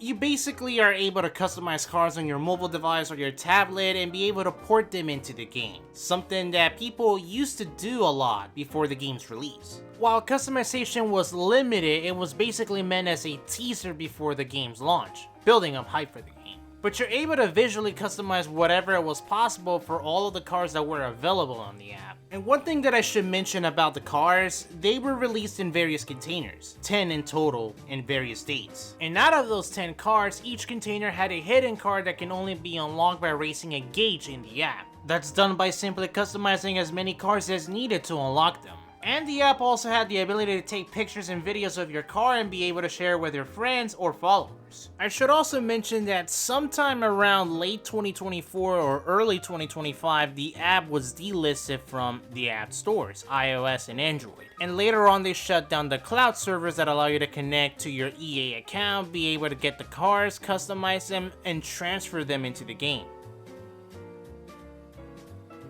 Much like Toyota recently, Honda used to opt out in a lot of racing games that feature police presence. And that included a lot of Need for Speed games from the mid-2000s all the way to the early 2010s. The presence of Honda and even Acura dates as far as back as the first game, with the NSX. But then no other Honda or Acura vehicle were able to be featured in the rest of the series up until the Underground series. This was around a time when Honda did not want to be associated with street racing in any way. They were included in Underground 1 and 2 because it didn't feature any police. Something that was brought back in Most Wanted 2005 that Honda did not want to be part of. Which is mainly the reason why you never seen a Honda or an Acura vehicle in any game between Most Wanted 2005 to Need for Speed Rivals, excluding Pro Street and the Shift series, the 3 games that were set on closed circuit tracks. Though, Honda did change their minds when Need for Speed 2015 came around. Regardless if they were added as DLC or were available since launch, there has always been at least one Honda and or Acura model from Need for Speed 2015 onwards. Every Need for Speed game, regardless if it's an open world or a closed circuit, is limited to the area that you're supposed to drive in. All of these games, if not most of them, have a glitch or a different method that allows you to drive in areas that you're normally not supposed to be in. Most cases could be under the map. One game in particular, Need for Speed Carbon, has 3 areas that you're not normally supposed to be in free roam, those being the canyons, San Juan, and the drifting course. But there are 2 methods that will allow you to get to any of these areas. The easiest method is by going through Quick Race. In there, for the canyons, you're going to select any regular sprint race that you want. Then you just jump in straight to the event. No need to change the Quick Race options, and car selection does not matter. Once the race starts, you're going to immediately back out of the event and then head straight to career mode and straight to free roam. Once in free roam, you're going to find the nearest sprint race event that you can find that's near the safe house that you're in. And before you start the event, you're going to go and change your active crew member, which you can just simply select the same crew member you have active. And just like before, you're going to quit the event once it starts, and if done correctly after you quit to free roam, you should be able to free roam in the canyon that you're in, or let alone any canyon that you wanted to do this on at your own leisure. For San Juan, the only event that you're going to do this method on is the only sprint race that's available, called Mesa Bridge. And for the drifting track, the only drift event that I know this method works on is Main Street Drift. And again, the same method that you do for the canyons is the same method that you do for San Juan and the drifting course. Only the events in Quick Race are very specific that you select. The second method is trickier than the first, and it involves going to this specific bus bench that is near the car dealership in the downtown area. And first things first, you're going to go and reset your car, and during the process of resetting, or flickering in this instance, you're going to park it against the wall that's behind the bus bench. And then you just simply wait until a free roaming racer pulls up. Once they arrive, you're going to go and start a race with them. Where you select the finish line to be does not matter. And if you park your car right, it should bounce and be in between the wall, and then you should be able to drive to the other side of the wall. Once inside out of bounds, you're going to quit to free roam, and then you're going to be able to drive to whichever inaccessible area you want to. But the tricky part is knowing where you're going. Because if you don't know where you're going, chances are you're either going to land back into the game, or you're just going to be infinitely spinning in the void. And if you manage to find whatever place you wanted to go by going out of bounds, just make sure you land properly, otherwise you're going to be having an accident like I did here. Also, if you were to do the first method to a canyon race instead of a sprint race, it's not going to get you in the canyons. Allow you to free roam in the canyons, I should say. But it will instead allow you to replay any boss battle that takes place in the canyons. That's of course, I'm assuming you have defeated all of them. Just like the Canyon, San Juan, and the drifting course being only accessible through certain events, it's the same thing with the old bridge in Need for Speed Most Wanted, that it's only accessible during the final pursuit. But there's also two methods that allow you to drive through this specific section of the map. First one being glitching through a warehouse in Point Camden that allows you to go out of bounds, and then you gotta follow a certain route to get you to the old bridge. And this method is one of the most well-known strats that speedrunners take during their speedrunning session of this game. The second method is much more complicated than the first and involves going into the area of the old bridge. And it takes a lot of time, trial, and error to get your car in a certain position to be able to reset yourself inside of the dirt piles and be able to drive straight to the old bridge. Believe me, I tried and I can't pull it off. Majority of the Need for Speed games released between Underground 1 to Unbound have always centered around on one particular city. And all of these cities, regardless if we can drive them in free roam or not, are structured into their own map with their own areas. But there is no official map that connects all of these cities together. Throughout the years, fans have made their own interpretations through sketches or online renders on how all of these cities in the Need for Speed franchise would be if they were connected into one map. And the best one out of all of them, in my opinion, will be this one that was posted on Reddit by user Cut Soap. Despite some inaccuracies like the placement of certain cities, the utilization of the SD version of Tri-City instead of the HD version, and the map basically becoming outdated once Need for Speed Unbound released, even though this was made before the game was revealed. And about what I said earlier about fictional locations and real-world locations, I'm not saying that they cannot coexist. I can understand the argument that this is a video game series and nothing has to be real, it can be fictional and whatnot, so therefore they can coexist in some way, but how will they coexist? This is saying that all of the fictional maps that we've been to in the franchise have been based on either one or multiple cities in the United States. And if you were to place all of these fictional maps in the contiguous United States, it has to make sense where they're going to be. Which is why I decided to make my own interpretation of a Need for Speed map into one, including all of the maps that we've been to from Underground 1 to Unbound. In case if you're going to ask, why did I decide to print out all of the maps and put them into my wall instead of actually editing them in through Photoshop or through a drawing by hand, it's simply because I don't have anyone that can do it for me, and I don't have enough talent or let alone the necessary programs that allow me to do that. All of these locations from all of the maps from Blackbox, Criterion, and Ghost Games are placed to the best that I could see fit, which I also use the same NFS World map from Reddit to help me as a reference point. Hence why I was never going to be able to use any real life locations that were seen in any of these 4 games, simply because where will you put them in this map? Various factors were also considered in the placement of these maps, like what the city is based out of, where the ocean or lake is if it has any, different weather types like what Seacrest County and Redview County offer, and even high elevation points like mountains and canyons. Since both Palm City and Tri-City are based out of Miami, well, these portions over here specifically, I decided to just put them next to each other. I also included the Aquatica map from Need for Speed 3 and High Stakes in here, also connecting the same Easter egg that is found in Need for Speed Heat that is 3 miles away from Palm City. Palm City Island is also included here since, well, they both share the same name, and why not include it? Despite both maps serving different environments, I could also add more islands into this, make a connection road, or just simply make it different islands away from each other,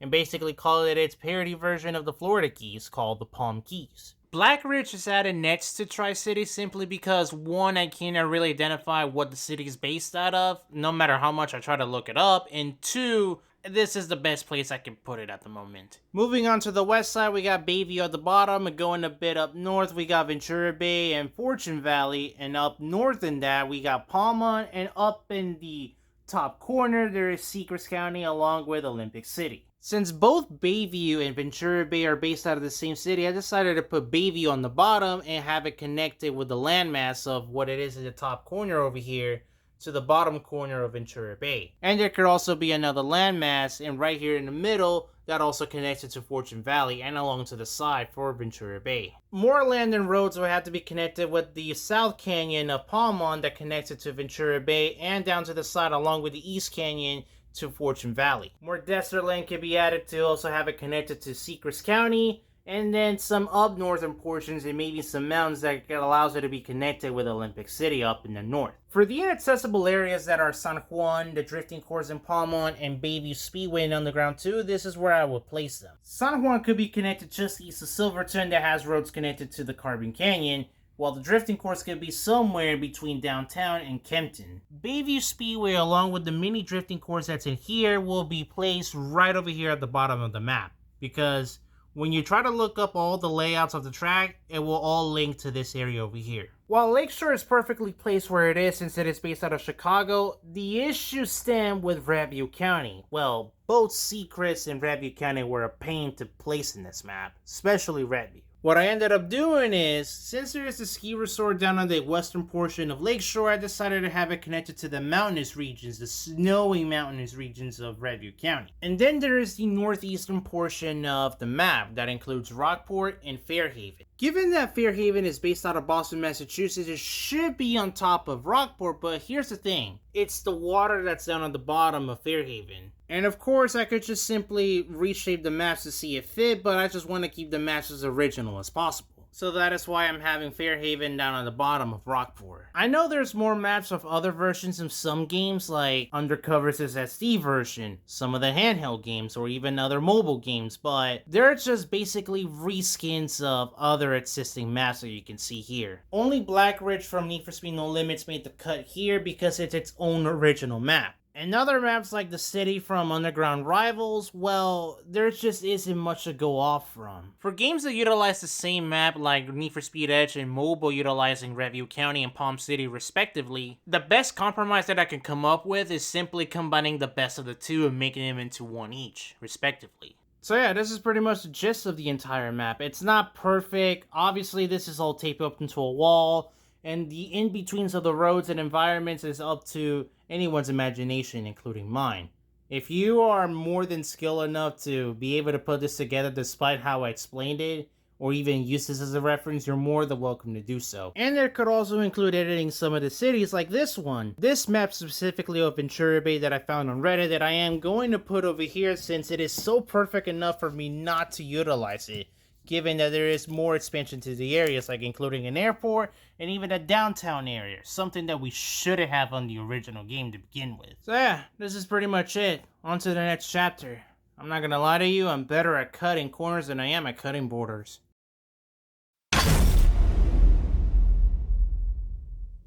When driving in Pigeon Park in the Beacon Hill area of Underground 2, you may have seen the notice that the name Pigeon Park isn't seen in-game, and instead, the Brad Lawless Memorial Park takes place of its name instead. And in that same area, you may have also found a statue that has a sign that says Brad Lawless, in memory of our friend. And if you beat the game, or let alone watch the end credits of the game, you may have found the name Brad Lawless to be in there as well. To answer the question who Brad Lawless is, he was a 9-year-old kid that was born on June 21st, 1994 and sadly passed away on May 27, 2004.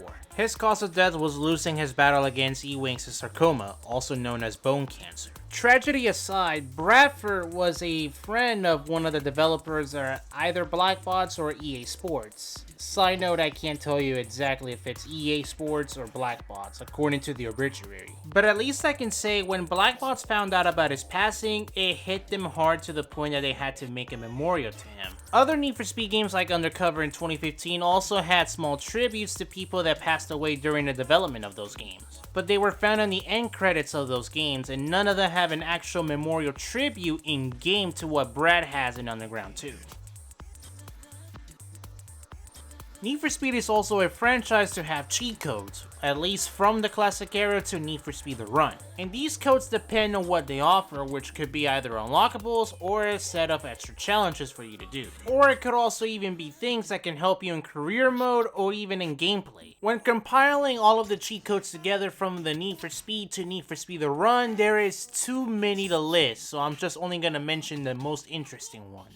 Depending on the version, you can drive with various props in Need for Speed 2, with one of them including an actual T-Rex. Other Need for Speed games also let you unlock other vehicles through cheat codes, but it might depend which vehicles are going to be available through them, and sometimes could also depend on which version you're doing it on. In the challenge years for Most Wanted 2005, there is a total of 68 events for you to do, but there is a cheat code that unlocks the Burger King challenge that increases that count to 69. Nice. And if you're playing the Black Edition of the game, it will increase that count to 70. The event itself is just simply a sprint race against 3 other opponents with the most wanted M3, along with a police chase during the event. And doing this event will allow you to unlock Junkman performance parts that can be applied to any vehicle in the My Cars menu. And lastly, if you insert the cheat code AEM intakes in Need for Speed The Run, it will unlock the AEM Challenge Series playlist. The playlist consists of 3 sprint races, and achieving gold or platinum in all of them will unlock you the AEM Signature Edition Nissan 370Z. I should also mention that not only this is the only cheat code that exists for Need for Speed The Run, it is also the final cheat code ever to be implemented in a Need for Speed game, as from Most Wanted 2012 onwards, cheat codes became obsolete, just like most games today. This right here is Raj. This is the man that you first meet in the prologue when you're going to do the first circuit race of the game. And he's also a supporting character that is on your side throughout the career, by giving you tips on how to play and what to do in the game, and even giving you a heads up that Blacklist members are ready to compete against you. The Blacklist in Most Wanted has always been known to always have 15 members, but Raj actually was going to be a 16 member of that list. I can't give you a definitive answer as to why he was cut from the blacklist, but it could be from a few factors. On one hand, it could just be because of not enough development time. Another could be because of his role in the final game, serving as a character that helps you throughout the career, even though that still could have been managed if he was a blacklist member in some way. Proof of him being a 16 blacklist member can be found on the PS2 demo of the game. And in there, you can find him driving a Ford Mustang instead of a Pontiac GTO like seen in the final game, but still uses the same livery. And that Mustang can also be found in the final game in some tutorial segments, and even portions of the demo trailer can be seen in the final game as well. People also speculate this as a theory that Razor was the one that took Raj's Mustang, and it's the reason why he's driving a Pontiac GTO in the final game. While it is a good theory in its own way that makes Razor 15th in the blacklist instead of Raj, or let alone not including Raj as making it a 16 member, but at the end of the day, it's a theory. Story mode in Need for Speed The Run is structured with 10 stages with multiple events in each, and it has to be completed with tier 4 and 5 cars in 3 different difficulties, with an extra difficulty unlocked after completing it the first time. But there is a glitch in the game that you can do that will allow you to drive whatever car from any of the 6 tiers in the run. Just to quickly mention, this is a glitch that is known to work on the PC version, and it's a glitch that is known to work on versions 1.0 and 1.1. On the console side, as far as I was able to find, this also works on the PS3. I tried to do this on the Xbox 360 version, latest version by the way, and it doesn't work. And this glitch is only going to work in the entire The Run mode. This is not going to work on select stage. Now, some people were able to do the glitch in whatever event that they're in the run, but there might be some events where the glitch is not possible for you to do. So let's just assume, for example, you're somewhere in the run. First thing is to complete whatever event that you're currently in. After completing the event, you're going to retry the event, and once the event starts, you're going to immediately quit. Then you're going to head straight to the challenge series and then pick the playlist that has the car tier that you want to pick. Then you're going to pick the event where the car that you want to drive with is there, pick your car, doesn't matter how you customize it or anything, start the event and immediately back out of the event. Once back in the menu, you go back to the run and continue with the run. And if everything was done right, you can drive with whatever car that you want in any stage of the run. Additionally, if you were to drive a tier 5 or 6 car in the final event of the 5th stage, the avalanche race, you can get a suicidal text appear on screen if you happen to drive under the falling boulders from the avalanche. This could have been a possibility of a tier 5 and 6 campaign that never happened that would have been structured the same as the campaign that we know today.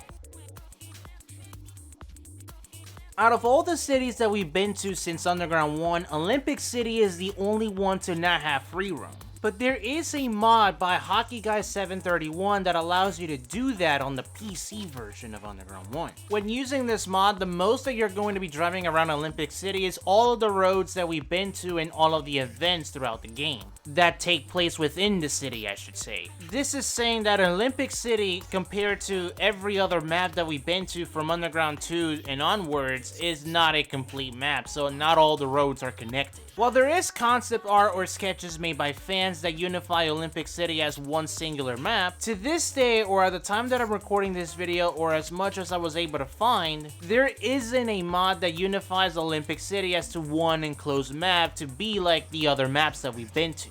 Like Underground 1, there is also a mod that allows you to free roam in Need for Speed The Run. And unlike Underground 1, The Run is structured as a linear game. And depending where you're driving in Need for Speed The Run, there are going to be areas where they have no collision and you're going to go through the map. There's also two ways that you can also free roam in The Run without the use of modding. The first method is to simply turn your car around and start driving in the wrong direction.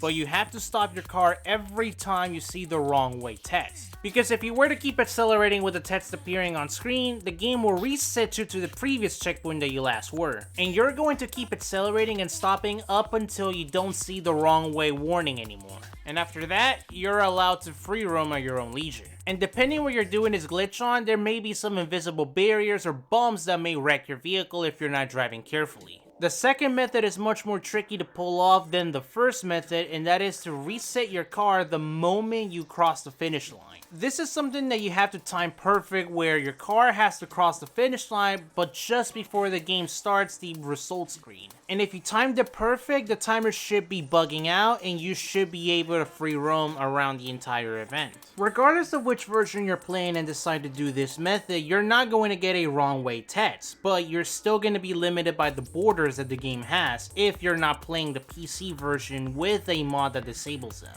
And these methods will work on story mode, the run itself in select stage, and the challenge series. And keep in mind, if you're going to do the second method, you will also be prevented to use the pause menu. But there are a few ways to get out of this glitch. You can either run out of resets by keep resetting yourself and then crash out when you don't have any left, or keep crashing out every single time until you run out of resets. Depending on the version that you're playing, you can just simply close the game or exit through the Xbox and PlayStation menus, or simply turn those consoles off. And in case if you're wondering, you can still finish the event and exit the glitch this way as well, even if the finish line doesn't physically appear in-game as it does in the minimap. Out of all of the real-life clothing brands that appeared in the franchise, 3 of them come to mind when it comes to real-life collaborations between them and EA and Need for Speed. Those being 55DSL, Adidas, and Puma. Used to be a spin-off brand of Diesel, 55DSL not only appeared in Need for Speed Carver's live-action cutscenes with some characters, but they also made a collab with the franchise in real life that allow you to win exclusive apparel from the brand. Adidas collabed with the franchise before the release of Need for Speed The Run. Like 55DSL, they also appeared in the game with Jack. In real life, their collab consisted of a hoodie, 2 different shirts with one design coming in 3 different colors, and also the most important thing about this apparel collab was the shoes, specifically these Adidas Top Edge shoes. There's only 100 pairs of these shoes that exist in the world, and they're stylized to be the same as the ones that Jack wore in the game, just in different coloring. The shoes were also included in a box kit that Electronic Arts gave away to celebrities, athletes, and sneakerheads. And out of those 45 box kits that were ever made, only 1 of those were given away to a normal person. Besides the shoes, the box kit also included an Adidas track jacket, a PS3 branded with the Need for Speed The Run logo along with a limited edition copy of the game, all in a leather box that also has a carbon fiber overlaid inside and out. Puma's collaboration with Need for Speed included different types of shoes, which was first started out with the high-octane shoes that were themed after Need for Speed Heat, that can also be worn by your player character in the game, and then expanded into a capsule collection for Need for Speed Unbound, which not only included shoes, but it also included a baseball cap and among other pieces of clothing. An honorable mention is Palace. While they don't have a real-life collection line for Need for Speed Unbound, they also have their own version of the game, which includes exclusive items for the game like 4 vehicles with Palace branding, clothing, and driving effects. What you're looking at here are Tetsuko sampler discs. These are 5 demo CD-ROMs of Need for Speed Porsche Unleashed that were part of a promotion between Tetsuko and Electronic Arts in the summer of 2001. The unique thing about these sampler discs is that each comes in with its own 164 diecast car. And depending which diecast car you have of that sampler disc, it would also determine which car you're going to be driving in that demo. The diecast in question include 2 open wheel cars and 3 stock cars. which are Mario Andretti's final car he ran in 1994, a custom Tetsuko open-wheel car, 2 special liveries for former NASCAR Cup driver Ricky Rudd, and his regular Tetsuko livery that he ran in 2001. This is mostly a thing that is seen on the older Need for Speed games that have an open world, where during normal gameplay or if you were to drive yourself out of bounds, you will see a low quality textured city in the horizon. While people have came up with their own theories with these mystery cities, like random cities that don't exist, or let alone any of the older Need for Speed maps being connected to each other at the time, these are just basically background sceneries for the sake of having a background for these games, instead of just having nothing but an empty sky in the horizon. And at times, these mystery cities could also just be the same map that you're currently driving in, just in a lower quality texture. While recent games in the franchise don't get good reception compared to older games in the past, with things like gameplay, features, and even what the game is about, those liabilities mainly come from development cycles, or specifically the amount of time the game has been in development. And a perfect example of this is Need for Speed Undercover, which, comparing it to other games, Undercover went through development hell. Before Criterion, Ghost Games, and Slightly Mad Studios would take turns to be the lead developers of the franchise, Black Box was the sole leader of the franchise from 2003 to 2008. And being the sole developer of the franchise at the time, it also came with a pretty hefty task to develop a Need for Speed game every year. While the studio was still able to put out bangers like Underground 1, 2, Most Wanted, and Carbon, problems really started sometime around Carbon's development. Not with Carbon itself, as it's still a great game, but it's more of what it was lacking of, as there will be a lot of cut features that will never make it into the game, given the development cycle. But after Carbon's development, this also carried over to Undercover's development.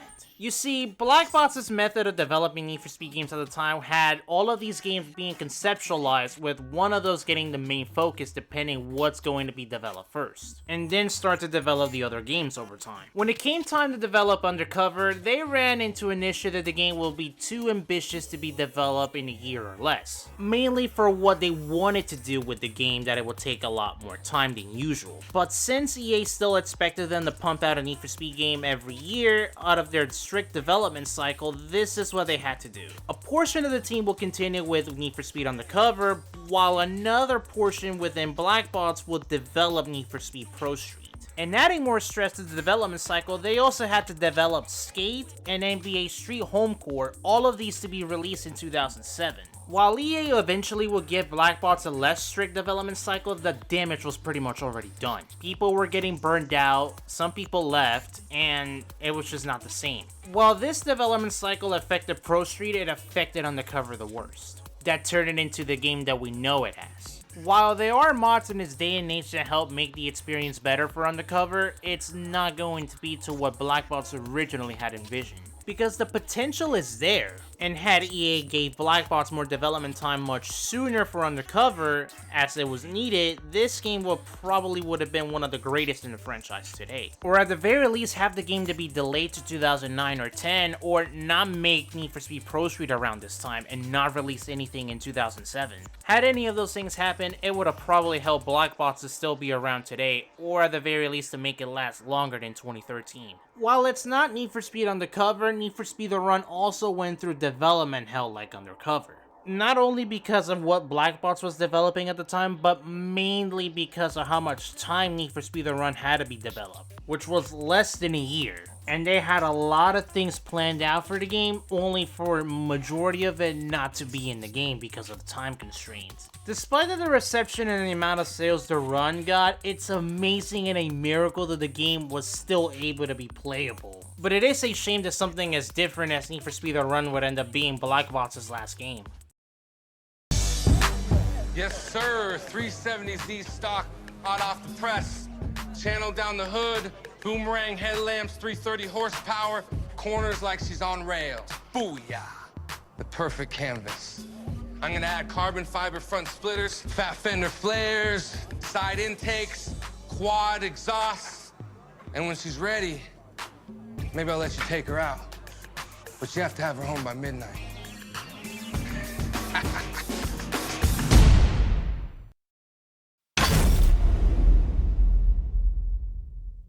With a franchise as big as Need for Speed, there is bound to be a lot of cut content that never made it into the final version of all of these games. All of these pieces of cut content that I'm going to show you are found in different places on the internet like YouTube, Reddit, and the cutting room floor. I'm not going to cover every single thing that was cut for every single game that has ever been released up to this point, but I am going to mention what I can out of all of these. Starting out with some vehicles that were found to be in some Need for Speed games, that were either cut for licensing reasons, in favor of other models, or for any other particular reason. Keep in mind that whatever vehicles that I'm going to mention can be found in other Need for Speed games or in the games that they were going to be in, but in a different version. Or there is a mod that you can have for the Need for Speed game that they were going to be in, or in another game that you can use it on. The vehicles in question include the original Acura NSX, Cadillac CTS, Carbon Motors E7 Concept, Chevrolet Caprice PPV, Corvette C2 Stingray, Chrysler 300 SRT8, Dodge Neon, Honda CB1100 EX, Honda CBR 600 F4, Honda S2000, Hummer H1 Alpha, Jeep Grand Cherokee SRT8, a police variant of the Lamborghini Diablo VT 6.0, Mercedes-Benz SLR 722S and its police variant, Mercedes-Benz SLR McLaren Sterling Moss, Nissan 350Z, Porsche 928, Celine S7 Twin Turbo, Subaru WRX STI, Triumph Bonneville T120, TVR Chimera, and Ultima GTR.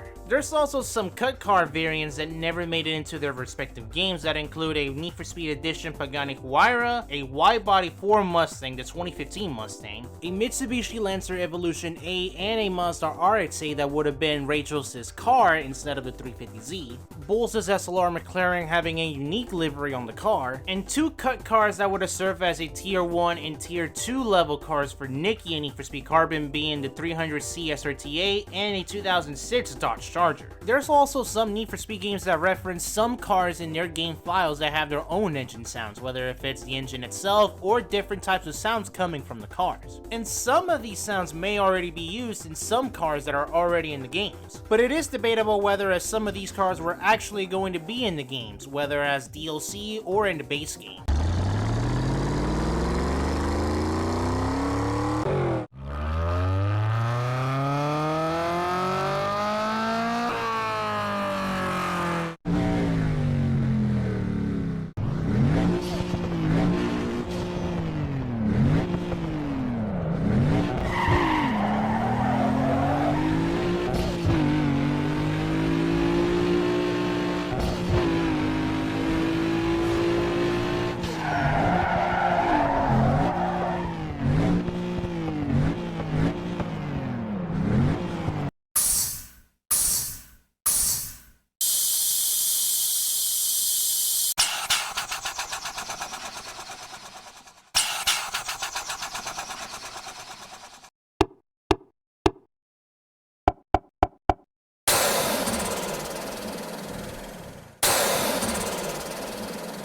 When it comes to cut areas, Most Wanted was supposed to have an airport, which can be seen in the final game, but you can't drive up to it. And there was also supposed to be a drifting course for Most Wanted that ultimately never made the cut because there's no type of drifting events in the game. And there was also supposed to be a mountainous region called the Alpine or the Alpine Mountains that would go along with the track. Carbon's map was supposed to be much bigger than what we ended up getting. Tri-City Bay was supposed to make an appearance in Need for Speed World through an update that never came to be, as there is a highway that's supposed to connect it. Shift 2 Unleashed has several track layouts that went unused and some racetracks that never made the cut into the game as DLC or in the base game, which includes Circuit de la Sarte, Long Beach, Watkins Glen, and Imola. There are several chunks of areas that were seen in the beta builds of Most Wanted 2012 that never made the cut to the final game. Other things that were either cut, unused, or found in game beta builds or final builds. Need for Speed Unbound had different cover arts that included ASAP Rocky front and center, with one of them that was supposed to be the game's cover.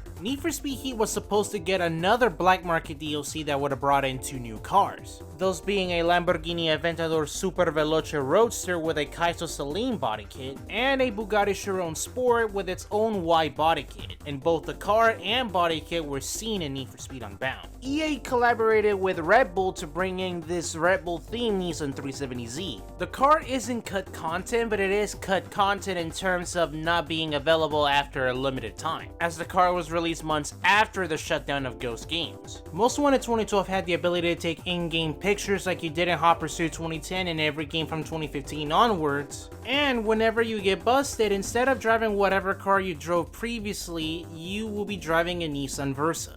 Need for Speed The Run has 2 development leftovers that you can find in the game. If you were to go in the opposite direction in the junkyard in the prologue of Stage 1, you will find an abandoned Audi RS4 that is the same one that you're currently driving. And in the beginning of the first race in Stage 4, you will find a floating wolf. Need for Speed Undercover had a different title called Need for Speed The Chase along with its own trailer. Some loading screens in Need for Speed Undercover hinted at different story paths that, of course, given the game's development, never happened. And in some of the behind the scenes for Need for Speed Carbon that can be found in the Collector's Edition DVD also hint that there were supposed to be some cutscenes that were going to be included in the game that never came to be for time constraints. Undercover also has 2 cutscenes that are not seen in the game. The first one is supposed to play after the prologue chase and before the conference room scene where you meet Lieutenant Keller and Chase Lynn. And the second one is supposed to play just before the job that you do with Hector Mayo to steal 2 cars. When the original Need for Speed was released in 1996 in Japan, it was renamed to its own localized version called Overdriving DX. And there were other 3 versions that followed suit with the name, called Overdriving DX Rally Edition, Overdriving GTR, and Overdriving Skyline Memorial. First starting with Overdriving GTR, this was released in December of 1996 for the Sega Saturn and the PlayStation 1. It's basically the same original Need for Speed 1, but the entire car roster is replaced with Nissan models that were popular and known at the time, technically being the first game in the franchise to be centered on one manufacturer before Porsche Unleashed, even though this was a localized version. And then came Overdriving Skyline Memorial that was released a few months after Overdriving GTR, only for the PlayStation 1. Unlike Overdriving GTR, where the car roster consisted a mix of Skylines, a Sylvia, Fairlady Z's, and a 180S sets, this version of Overdriving features nothing but Skylines, specifically all of the Skyline models that existed at the time. But there is a Nissan model that you can get in this version of Overdriving that is not a Skyline, and that is the R390 GT1 Le Mans race car. And to get it, you just simply gotta win tournament mode, an alternative to what you will get in the Overdriving GTR version of this game, being the Warrior PTO. That's also the reward that you will get for completing the tournament mode in other versions of the original Need for Speed. This is Most Wanted 2012, and this is Most Wanted 2. Most Wanted 2012 wasn't supposed to be the game that we ended up getting, but instead this was supposed to be a direct sequel to the 2005 game. An actual sequel in name. Out of all of the beta builds that exist for you to play, and out of all of the videos that exist of the beta builds, this is an entirely different game compared to the one we ended up getting. And there are a lot of things in here that were taken away and never saw the light of day. Things like an entire story mode, its own pursuit tech weapons, actual garages that would have served as your safe house, pursuit breakers, cooldown spots, and many more things that this would have been a perfect direct sequel to Most Wanted. Like these 2 sounds that I was able to record from one of the beta videos. Unfortunately, I can't cite the video or the person whom I got it from since it's no longer on YouTube, but these are the sounds in question that I have.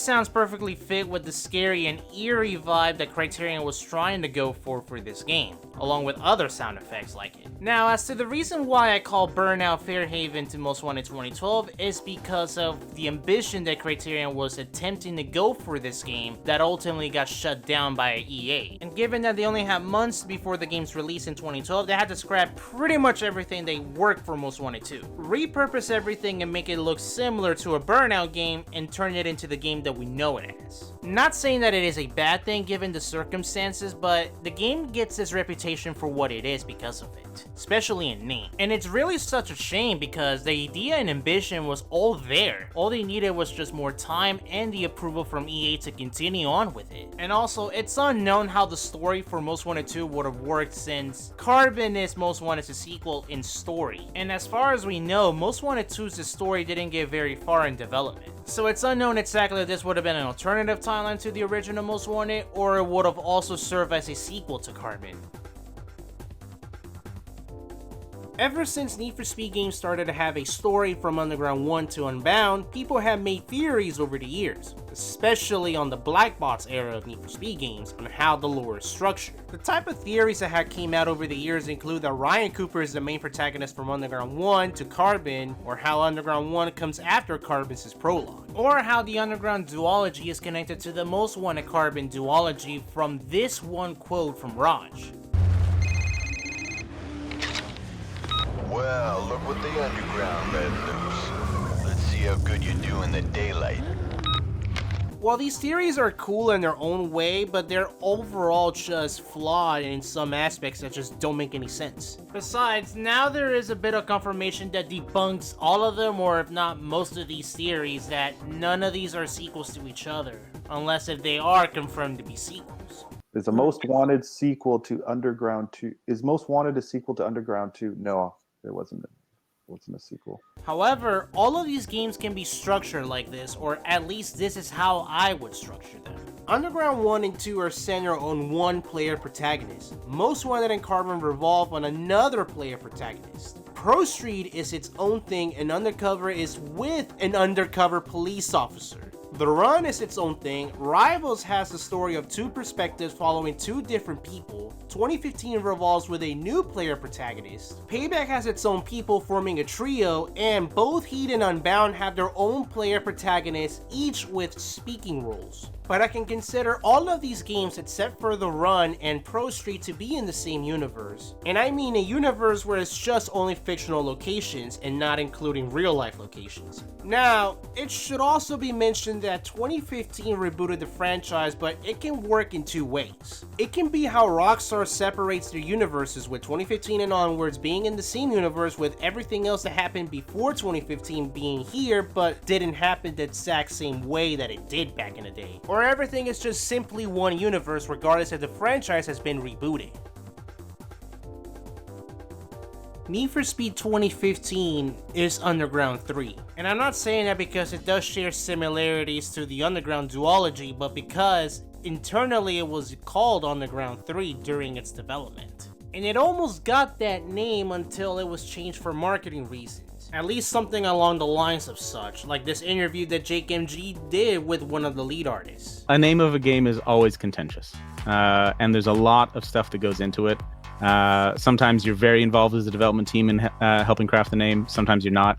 Both Rivals and 2015 went through an extensive process about this, so he's not wrong. I'm not sure about the exact timing. I'm pretty sure it was longer. That may be a slightly more dramatic version of it than I remember it to be. I think we kind of settled on the reboot longer in advance than a few weeks, because there's so much marketing and promotional material that comes into it. But he was on the marketing side more than I was, so maybe it was that uncertain to a point where I thought we agreed and they were still uncertain for many more months. Besides the addition of police, the lack of customization compared to the original Underground duology, and the utilization of real-life aftermarket parts and just only fictional ones, this is the closest that we're ever gonna get to another Underground game. Also, 2015 wasn't the only Need for Speed game to be called Underground 3. Carbon also had an Underground 3 name during its development. development, before being turned into the Most Wanted sequel that we know it as. But not really at the same time, since it could have just been an April Fool's prank according to the unit's time. But Carbon also did have another name during its development called Need for Speed Repo Man. And these other Need for Speed games were not called Underground 3, but they also had different names during their development. Most Wanted 2005 has concept art of characters that never made it into the game, with one of those having the file name of Hopper Suit 3, which was the game's original name, and Need for Speed Undercover being called Most Wanted 2 during its development, like Most Wanted 2012. Even Need for Speed Rivals had a different name during its development, which was Hopper Suit 2, and if it had that name being the sequel to 2010's Hopper Suit, would be very confusing. This is a cut feature from Midnight Club Los Angeles that includes Need for Speed as a franchise. In MCLA, there are unused voice lines that police will recite your license plate. And out of those 25 plus license plates that there are voice lines for, one of those involved Need for Speed. License Need for Speed sucks. License plate Need for Speed sucks. Need for Speed sucks. License plate Need for Speed sucks. Need for Speed Sucks is basically both an Easter egg and Rockstar throwing jabs at the franchise. Even though you can say there is some truth to it considering Undercover came out the same year Midnight Club LA came out. Motor City Online was an MMO racing game that was developed by EA Seattle that was released in late October of 2001. Now, Motor City was actually conceived to be part of the Need for Speed franchise, at least in name that it was later dropped to just be Motor City Online as it was originally called Need for Speed Motor City. And the game also had single player features that were later reverted into the massively multiplayer online game that it turned out to be. The game was developed using Need for Speed High Stakes' game engine as a base, but a revised version of it. Like Underground 1 being centered around tuner cars, Motor City Online is centered around classic muscle cars and hot rods. And the game features its own fictional location called Motor City, based out of Detroit, Michigan. Some of the things that you can do in the game involve creating your own character, also known as persona, buying cars at dealerships, and even auctioning cars from an auction house. Parts can also be bought in the game, and you can also auction parts as well. And even one of the car auction places lets you put your car for auction. Motor City Online received updates throughout its life cycle, but its final update received two cars that are just odd to have in a game that is centered around muscle cars. Those being the 1996 Toyota Supra and the 1997 Mitsubishi Eclipse Spider GST. You can say these two cars were added as a way to entice people to get the game, even if it does break the immersion of a racing game that has cars from the 1930s to the 1970s. Plus, the Supra and Eclipse don't have their own original engine sounds, they both have V8s, and it's specifically with the Eclipse, it's reverted from front wheel drive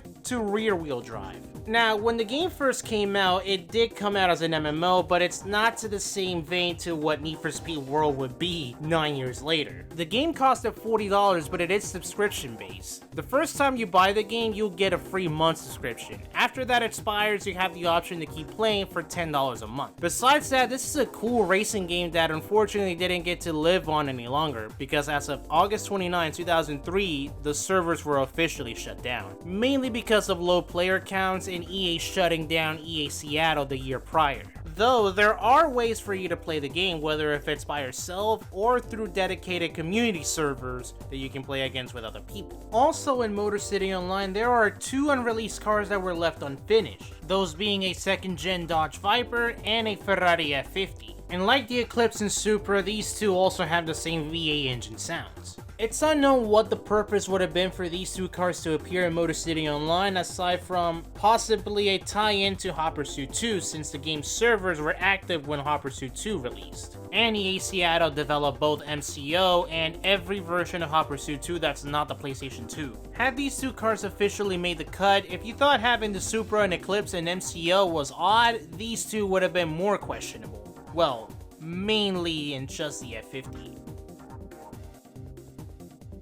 Out of all of the console bundles or special edition consoles that exist for the franchise, like the Need for Speed The Run embroidered logo on the PS3, or a limited edition one of one Need for Speed White PS4 with the Most Wanted livery stripe, what you're looking at here is a PlayStation 2 that is modeled after the Most Wanted M3. And it is a one-of-one console created by the Spirit players for Electronic Arts to promote Most Wanted at the Leipzig Gaming Convention in 2006. What's also bundled with the console comes with 2 controllers that are also stylized to be with the Most Wanted livery, a copy of Most Wanted, a Sony PS2 DVD remote control, and 2 keys which are needed to turn on the console.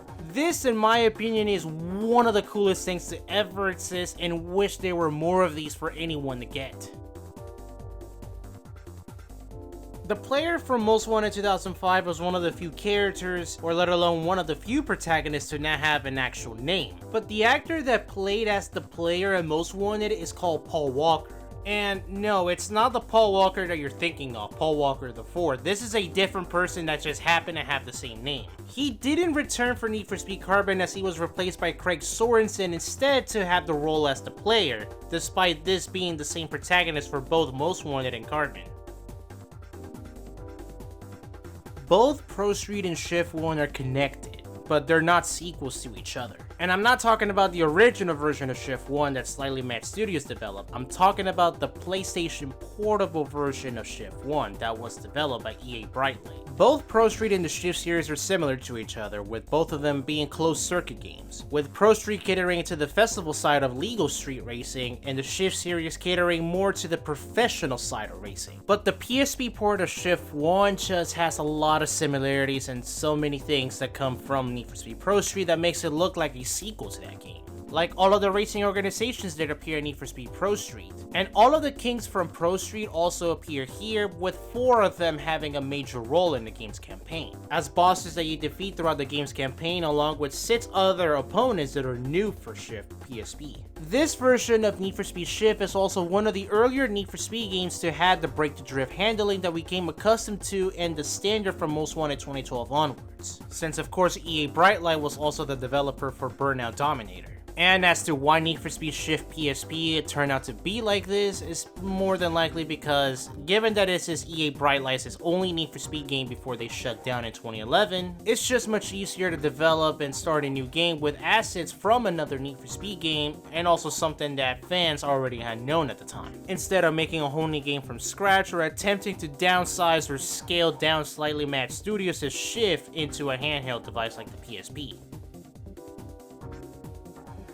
Other than being a meme, if you were to play with the Chevrolet Cobalt LT and the Dodge Caravan SXT in the PC version of Need for Speed The Run, those 2 cars will basically give you the ability to walk in the game. And it's all due to a leftover battlefield code that's in the game. When driving either the Cobalt or the Caravan, you're only limited to 6 keys on your keyboard to control the car, with one of those keys, the letter E, giving you that ability to get out of the car. And normally, you're not going to see Jax's character model on screen when you exit your car, except for the final race, where you'll be able to see Jack actually running like the game's title, with a deformed face. And it more than likely would have been a possibility that we were able to run in Need for Speed The Run if it wasn't for the development time Blackbox was given to make the game, since of course, Need for Speed The Run is the first racing game, or let alone the first non-first person shooter to utilize Frostbite, unless of course it never really worked at all that they had to do quick time events instead. And the closest that we'll ever get to officially walk around in a Need for Speed game in some way, shape, or form is in Need for Speed Mobile at the moment. With Need for Speed The Run being released on the Xbox 360, PlayStation 3, PC, Nintendo Wii, and 3DS, it was also supposed to have a mobile version, specifically for iOS devices. This version was announced back in October 20th, 2011, along with gameplay details and 2 screenshots on how the game would look like. And a trailer would end up releasing in late November, a few days after the original release of The Run.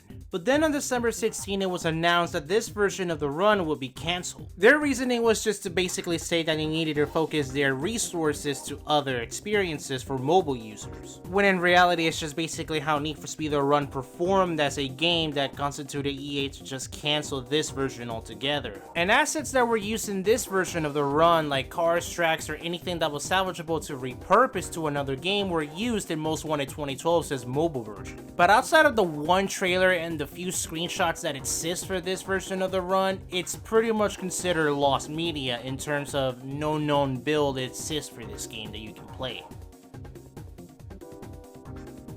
There's also 2 other Need for Speed games that are considered lost media, at least in terms of videos or any builds of the game that you can play today, and those being Need for Speed Web Racing and Need for Speed Top Speed. Need for Speed Web Racing is an online-only conversion of Need for Speed 3 Hot Pursuit that was made available in 2001 through a monthly $10 subscription service. With this being a web browser game, it also offers single-player and multiplayer. You can do time trial, race against with 1 or 7 opponents, or a Hot Pursuit mode in single player, while in multiplayer you can go up against 4 players. 11 cars were made available to choose from, along with courses from Need for Speed 3, along with Rusty Springs that was from the original Need for Speed. Need for Speed Top Speed is an online-only promotional game that's based on Porsche Unleashed that came out on October 1st, 2002. The purpose of this game was to serve as a tie-in for the IMAX movie Top Speed and for the then new Porsche Cayenne Turbo, with this being one of the few rare games in the franchise where you can actually drive a Porsche Cayenne. The only thing that you can do in this game are time trials on 3 existing courses from Porsche Unleashed, but their names have been changed into Canadian locations as the game also has sponsorship from Travel Alberta. Your objective is to simply get a specified time to unlock the next car and course, which besides the Cayenne Turbo, you can also drive the Porsche 959 and the 911 Turbo 996. The PC version of Hot Pursuit 2 also provided you access to play Need for Speed Top Speed, which is no longer possible to do today. I can't tell you the exact dates as to when these games shut down because I can't find anything on them as much as I can't find anything that allows you to play these games today. This is a concept that is known as Need for Speed 10 or known as Need for Speed Terror 5. As far as what's known about the premise of the game, it's about a racing gang calling themselves the Terror 5 that drives around in a post 9/11 city while doing missions and hacking jobs. Essentially, if Watch Dogs was more of a racing game rather than a GTA competitor. This was an idea created by Wiley Styles, who used to be an art director for EA Black Box around the mid to late 2000s when this idea was conceptualized. The idea was pitched to EA only for them to reject it, and what's known about this concept, it has 3 prototype videos and 3 concept pictures. And it's really unfortunate that it never panned out because this is a cool concept that should have been made.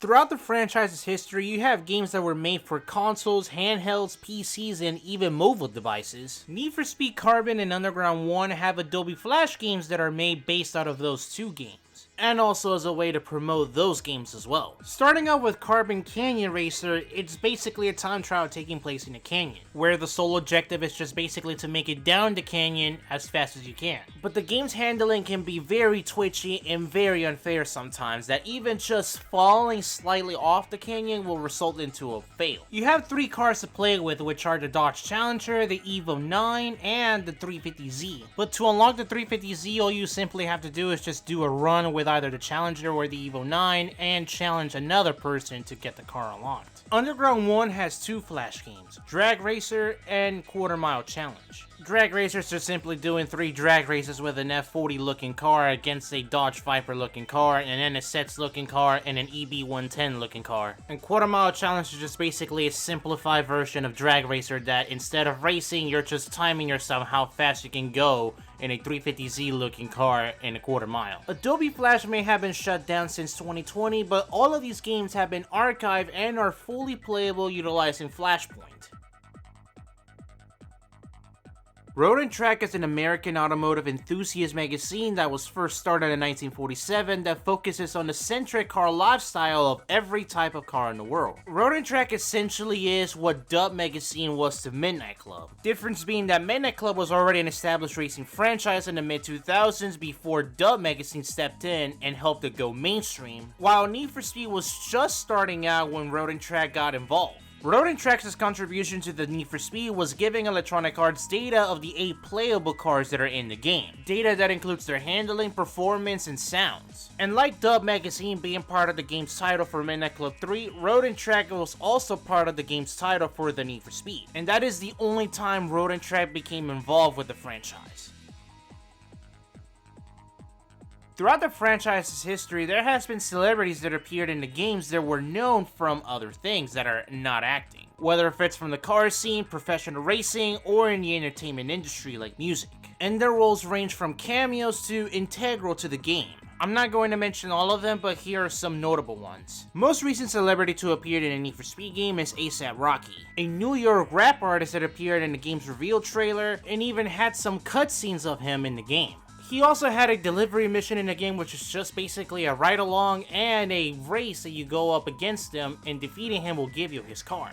He also appeared in Need for Speed No Limits in the Takeover update. Also in Need for Speed No Limits, 2 other celebrities appeared in the game, which include Louisiana rapper Lil Wayne and DJ and record producer Steve Aoki, both of which had their own updates dedicated to them. Need for Speed 2015 features some celebrities that appear in the game, and some of those are integral to the game's story. In the Speed Story missions, you're supposed to impress Magnus Walker, a British-American fashion designer who's also known for his extensive collection of Porsche 911s. For the style missions, you're impressing the late Ken Block, who was a professional rally driver, also the co-founder of DC Shoes, and is known for the Gymkhana videos. For the build missions, you have Akira Nakai-san, who's the founder of Raoul Will Begriff, also known as RWB, which is a Japanese tuning shop that specializes in custom body kits for Porsche 911s, specifically air-cooled Porsche 911s. Vaughn Gittin Jr. makes appearances in Shift 2 Unleashed and Need for Speed 2015. The Formula D champion appears as a cameo in 2015, but also appears as your mentor and rival throughout the career of Shift 2 Unleashed. Kid Cudi, musician, actor, fashion designer, and record producer from Cleveland, Ohio, made an appearance in Need for Speed, the movie. He played the role of Benny, a former National Guard soldier that flies planes and helicopters in the movie.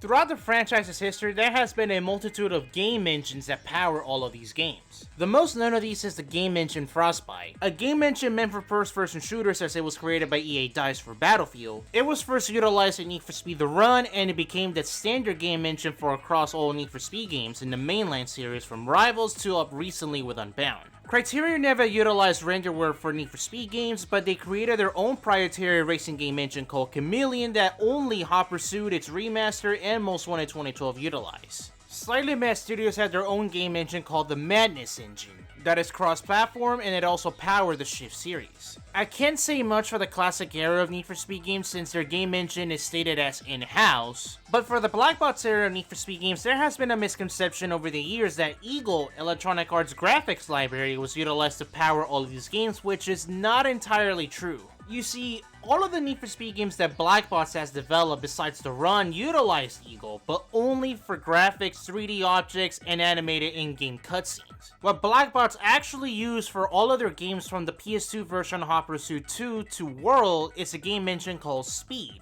except it also isn't a game engine at the same time, mostly because of how Black Box developed their games, with Speed being more of a framework rather than an actual game engine like Frostbite, because Black Box just kept evolving and modifying the code of all these games that it's just too fluid to call it a game engine. So overall, Speed is their game engine, but it's not at the same time.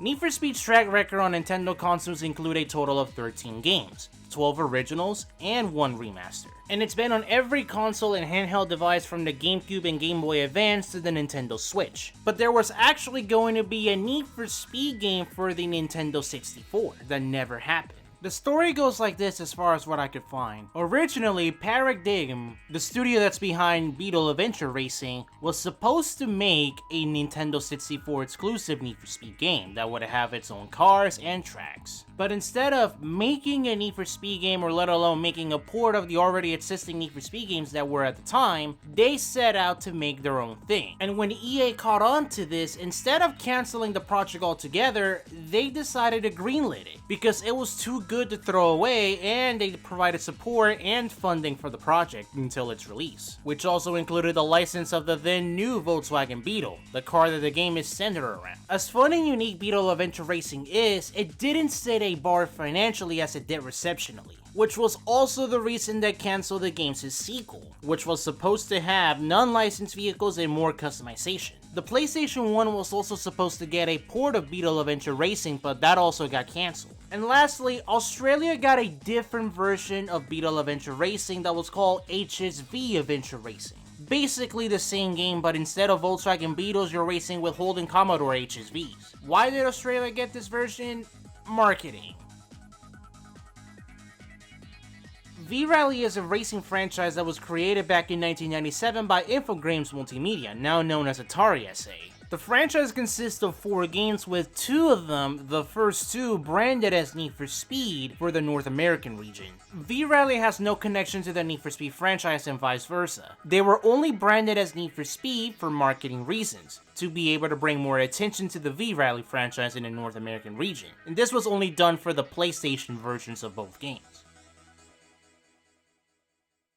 This is a list consisting of 15 racers in the city of Rockport that you compete against throughout the career of Most Wanted 2005. Each Blacklist member consists of their own bio, their own car, list of challenges and objectives for you to meet and complete before you can go up and race against them. Each member from Sunny to Main consists of 2 events for you to win. And then the event list bumps up to 3 from Webster to Bull, with Razor being the #1 guy on the Blacklist having 5 events for you to win. Out of all the types of bosses that we have encountered and seen throughout the franchise, the Blacklist containing all these 15 people are the most recognizable of all of them, regardless if it's for their cars, their difficulty, or even the song that they're associated with. Almost every Blacklist member's livery was brought over to Need for Speed 2015's Legends update, and Need for Speed Unbound paid homage to the entire Blacklist through its Volume 9 update, with 15 different cars having their liveries on them, which can also be obtained through lockdown mode for you to keep if you find them. The Blacklist seen in the handheld releases of Most Wanted are completely different from the main console PC release. In the PSP version, all the opponents are the same, but some of them may have either a different car and or a different livery from what was seen in the original version.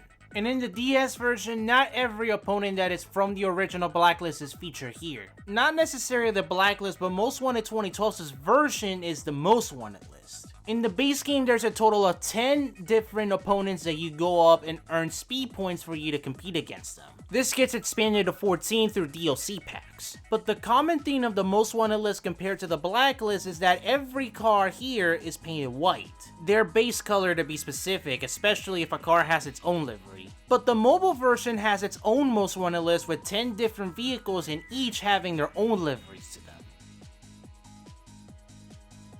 The PS2 version of Hot Pursuit 2 has a secret cutscene that is rewarded once you complete either Ultimate Racer or Championship mode. The cutscene is about a woman being chased by the police in a Ferrari 360 Spider at nighttime. After passing by the tunnel, she then stops after seeing a roadblock, turns around, and keeps the chase going in the opposite direction. Some say that this cutscene could take place after Event 32 of either Championship or Ultimate Racer. It could also be that this takes place before the game's intro, where the 360 encounters with the Murcielago and the intro plays. But it could also be as a test cutscene that Blackbox was testing out the animation CG for cutscenes that eventually would be in Need for Speed Underground 1. Unknown exactly what the purpose would have been for this cutscene besides being extra bonus content, but those are possible guesses.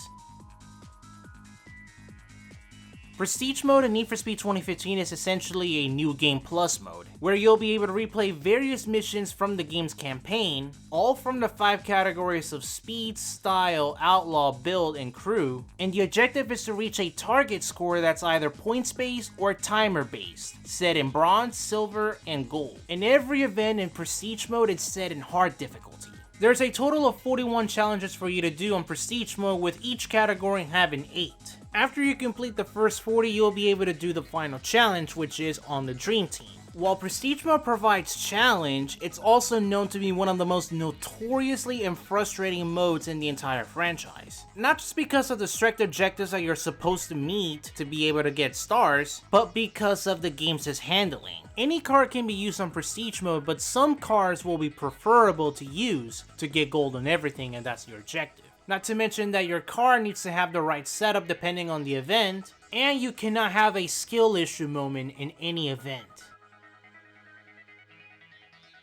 On October 28, 2019, the official launch trailer for Need for Speed Heat premiered on YouTube. And along with that trailer also came with a link that allows you to submit your own custom cars that you've created in the Heat Studio app to be in the trailer. After submitting whatever car you wanted to use for the trailer, you will receive an email in return that has the link to your personalized trailer video with your car in it, in which that video can be found in the many amounts of videos they have uploaded in their own Need for Speed Heat Studio channel. And there is a lot of them of the same trailer with different cars in it, and they uploaded these trailers in short times of each other. This only lasted up until the game's release on November 8th. The channel that had all of these trailers doesn't have them available to the public anymore, or all of these videos could have just simply been deleted. But some people were able to re-upload their personalized trailers on the website.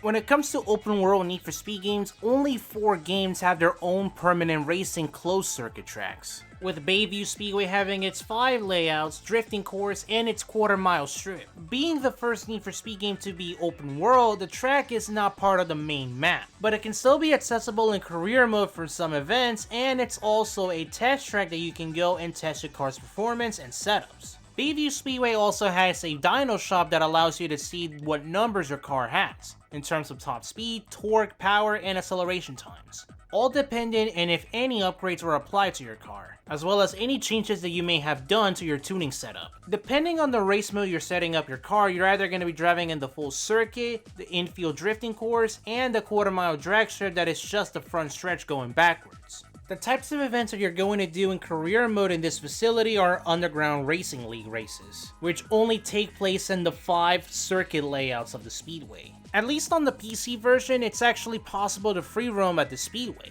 but it's a process that you have to do messing with the game files that allow you to teleport to not just to the speedway but also any other areas that are inaccessible for free roam. The name for the drifting course that is in Need for Speed Carbon is Palm on Motor Speedway, but it's often referred to other names like Main Street Drift, for example. The track features different layouts depending on the event. Like Bayview Speedway and Underground 2, this track is not accessible during normal free roam, but can still be accessed with alternative methods, and unlike Underground 2, it's much easier to do it here. Normally the track is only accessible during career mode events, challenge series events, and even quick race events. Need for Speed Heat is the first game to not have not 1, but 2 different racetracks in the same map in the franchise, those being Palm City Raceway and Marston Speedway. Unlike Underground 2 and Carbon, these 2 tracks are part of the map of Palm City and can be accessed anytime through normal gameplay, regardless if you're free roaming in the daytime or in the nighttime. There's only a few events that take place inside of the racetrack and they all take place in the daytime,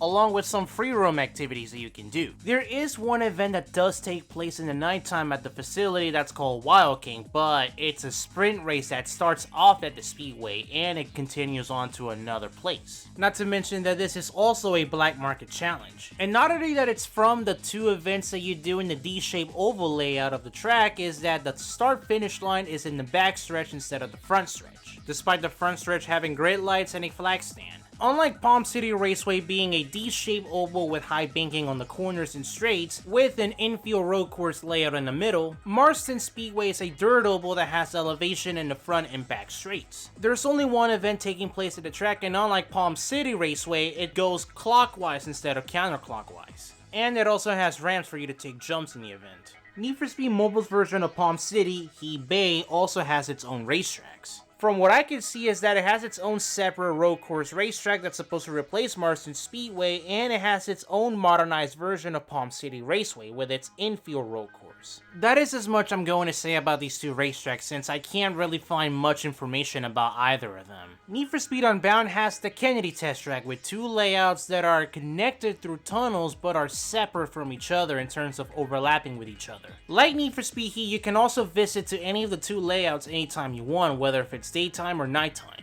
Events in Need for Speed Unbound are organized through meetups, which the Kennedy test track has its own Motor City meetup. And inside the meetups, you'll find playlists either containing 1 or multiple events for you to do in single player and multiplayer, with single player giving you a certain amount of events that you can do depending on the time and day of the week that you're in. There's also a link up meetup that takes place in the facility as well. Both layouts each have their own circuit race. Both of these tracks also have their own free roam activities that you can do, and both of these layouts also have their own takeover event, whether if it's in the daytime or nighttime. Specific to the main test track layout, it also includes its own infield that also incorporates with the main layout for the takeover event. While both layouts have always remained the same, there has been changes to the main layout of the test track in August of 2023 when Volume 4 came out. Only in the form of adding Porsche branding throughout the racetrack, which was meant to celebrate the 75th anniversary of the manufacturer in 2023 that to this day, the branding is still in the racetrack.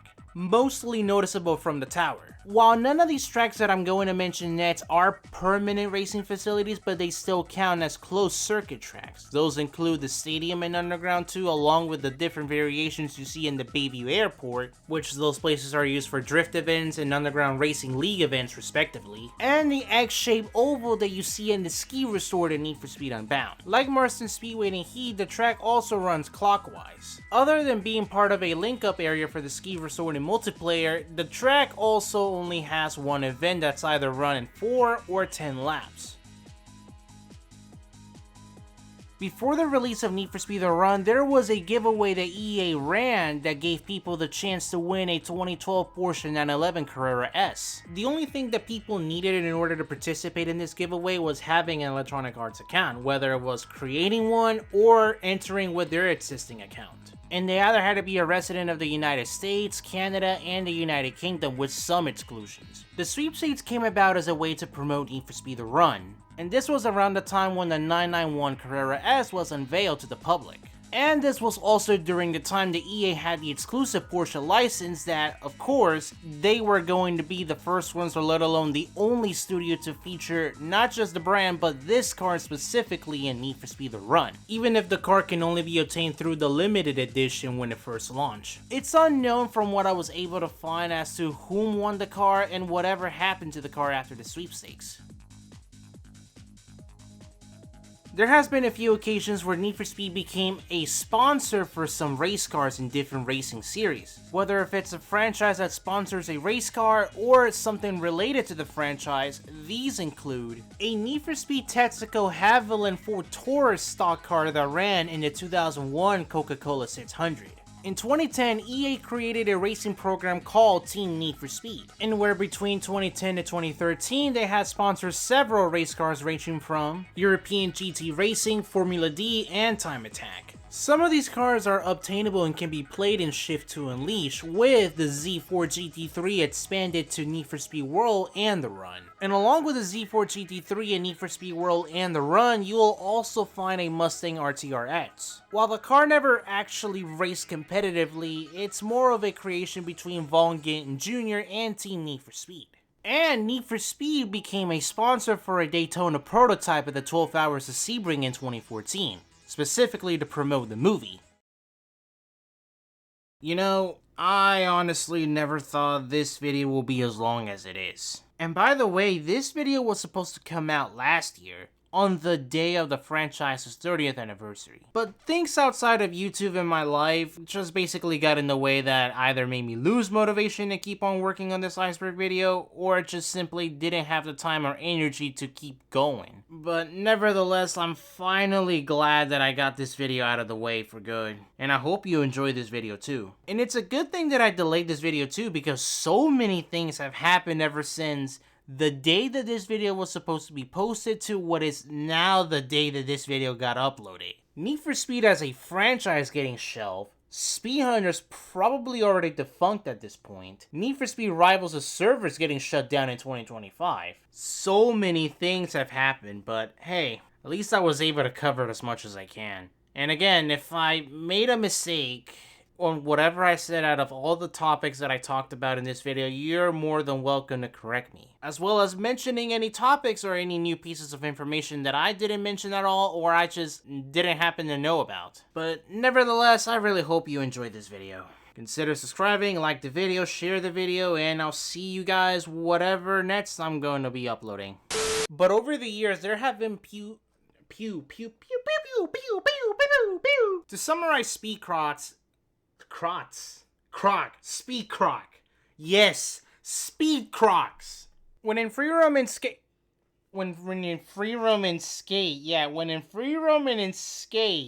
you'll find a reference to Tri-City Bay from Need for Speed Undercover. That's what I was trying to say, right? Celine S7 Twin Turbo, Subaru WRX STI, Triumph Bonneville T120, TVR Shimero.